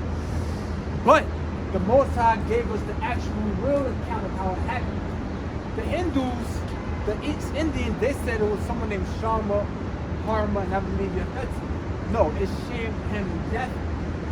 They said it was a fish that was put in the lake, and it was taken, it got larger, it was put in the river, it got larger, it was put in the ocean, and then they eventually got in that fish, and they it was living from the flood. Yeah. No, it was an ark. They say it was certain people say certain nations have I don't want to keep doing this because it's not hands on. I'm not doing that deliberately. Yeah, it's okay. But they say Shalma, Harma, Yafetzi, their father's name was Manu. Manu was supposed to be Noah. They called him Manu. And it was said they brought seeds with them. But that's not in the scripture. So different nations had their own terms. Yes, we called you had a book called the Popol Vuh. Populvuh. Which that's basically like a history of a book about the creation of the world from the Mayans. They say in the beginning, people was created from wood. It goes back to the earth. But that goes back to scripture for Adam. Wood, earth. So they all have their own different accounts like the flood. You had another one named I forget his name. I think his name was Yi, the engineer in China. He's supposed to be like a great hero who's living from a great flood and all that. Got that? No, I'm sorry. I was looking up the Chinese. Number 8 is the boat. Got it, exactly. Number 8 in the Chinese writings is a boat. You look it up. That's how it's like there's 8 souls on the ark. Exactly. So it's all, you all have your own type of history. Certain nations said the ark was shaped like a cube. Certain nations said the ark was shaped like a sphere, like a saucer. And the Epic of Gilgamesh is basically like a writing or a poem, or a writing, you could say, about someone named Gilgamesh. And it speaks about how the flood was, of course, Gilgamesh or the Atrahasis. But it speaks about a flood that came about because the gods were angry. The gods were angry at the people. It was multiple gods and they were angry at the people. So they brought about a flood. What did the Bible say? No. There was one God that brought about the flood. So you always have old traditions. But it became a time when these old traditions was put in scripture. So yes, you can have things about the ark that predate the Bible. But the Bible is the actual true account of what actually happened. No, it wasn't Manu, it was Noah. It says the Chinese symbol is ship. Chinese symbol 8 is ship, boat, vessel. And I just saw something. Put it to the camera. Okay, it's like. You can see that. You see? It says Chinese symbol, ship, boat, vessel. Yep. What you see here, right here, it says, this is from this brother right here that showed me it. Okay? It says the Washington Post. And it says, legends say China began in a great flood. Scientists just found evidence that the flood was real. And what does it say? I say, Yi the engineer. It says, you the great fights a flood dragon. So various different nations had these things. Somebody put that one. See, there you go. Boat, vessel, 8 people. 8 people in a vessel or boat. There you go, the water, brother. Get this one back to that brother. Let's get back to the scripture. We got like 5 minutes left, y'all. Oh, geez. All right. And I think if I'm not mistaken, there's a whole video a guy does on the Chinese alphabet and break down how it connects to the scriptures. The scripture that we bring out. Guys, it's on YouTube. Like, Yeah. You got something, brother? yeah, Isaiah 58 and 1. You want me to read it? Okay, I saw Isaiah 58 and 1. Cry out loud, spare not. lift Cry up out thy- loud. That's what we're doing, crying out loud. Sparing not. We ain't sparing your feelings. The Lord don't respect the person. Go ahead. Lift up thy voice Lift like up a that trumpet. voice like a trumpet. So we could be heard. We want to be heard in the spirit of Yahweh Shemel Shah. What are you doing? And show my people their transgression. Show my people their transgression, you Negroes, Hispanics, and Native Americans. And you don't have to have an afro like Shaft to be a part. You don't have to be all black. Your spirit got to bear witness with the Lord. And if you're not a spirit witness with Yahweh Shemel Shah, then you're not a part of the program. Go ahead, brother. And the house of Israel their sins. In the house of Israel, not Israelis, not the small hats. Okay? Israel, prince of the power. Okay? We know that was it. Yeah. And by the way, Israel, the house of Israel is the people of Israel. There you go. It's not nobody who can come in, all right? Because that's no such thing. You have to return. You've been cast out. The Lord cast us out. He's telling us to return back to Him. You have to return back to Yahweh Shemel Shah. Now, this is the book of Amos, chapter 3, verse 1. Hear this word that the Lord has spoken against you, O children of Israel. Hear this word. The Lord has spoken against you. The Lord has spoken against you. He's speaking it right now. He's telling you. Go ahead. O children of Israel, against the whole family which I brought up from the land of Egypt. The Lord brought us out of the land of Egypt. Go ahead. Saying, you only have I known. Oh, there go a racist statement. God is a racist. Only you have I known. God ain't racist. Yes, God is. Yeah. Let's go ahead and read it again, brother. God, you only have I known. You only have I known. Why you can't understand that? Yeah, read it. You only have I known of all the families of All the families of the you only have I know of all the families. There's 18 families, 18 different nations, 18 different nationalities on the planet Earth. The Lord said, only you have I known. No, he don't know you. He don't know you Chinese people. He don't know you Japanese people. And he especially don't know you damn devils. Go ahead, we don't.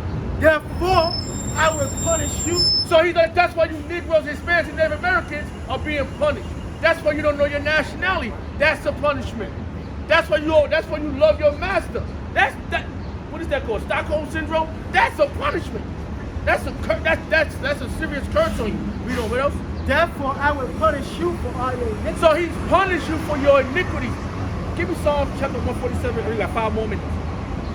He said, you know what I'm talking about? Something like that. 171. Yeah.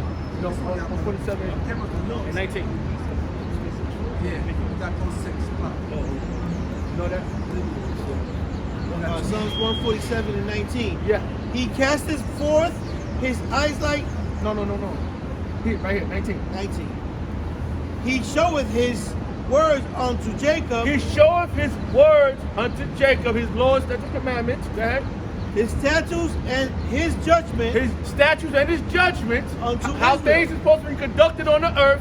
You know what? Unto Israel. Unto Israel. You Negroes, Hispanics, and Native Americans.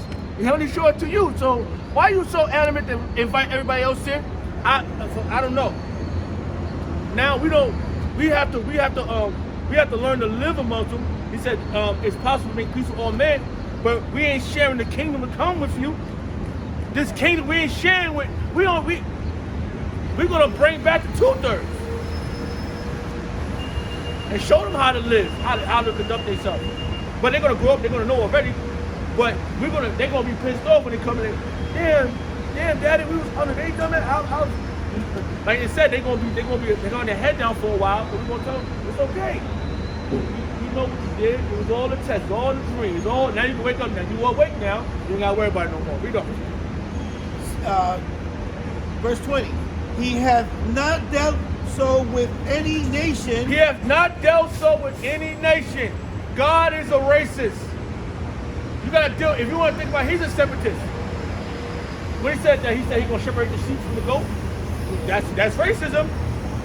He don't even want, it's figuratively speaking, he's talking about goats, it's the Edomites and the rest of the nation, but the sheep is the hopeful elect. Okay. And as for his judgments, they have not known them. They don't know how to conduct themselves. And with that, make that finish that statement and we gonna close. And with that, I mean, and we're going to teach them the right way. And with that, all prayers and honor and glory go to Yahweh, Ba'ashem, Yahweh Shah, Ba'ashem, Rakah Pradash. Shalom. Shalom.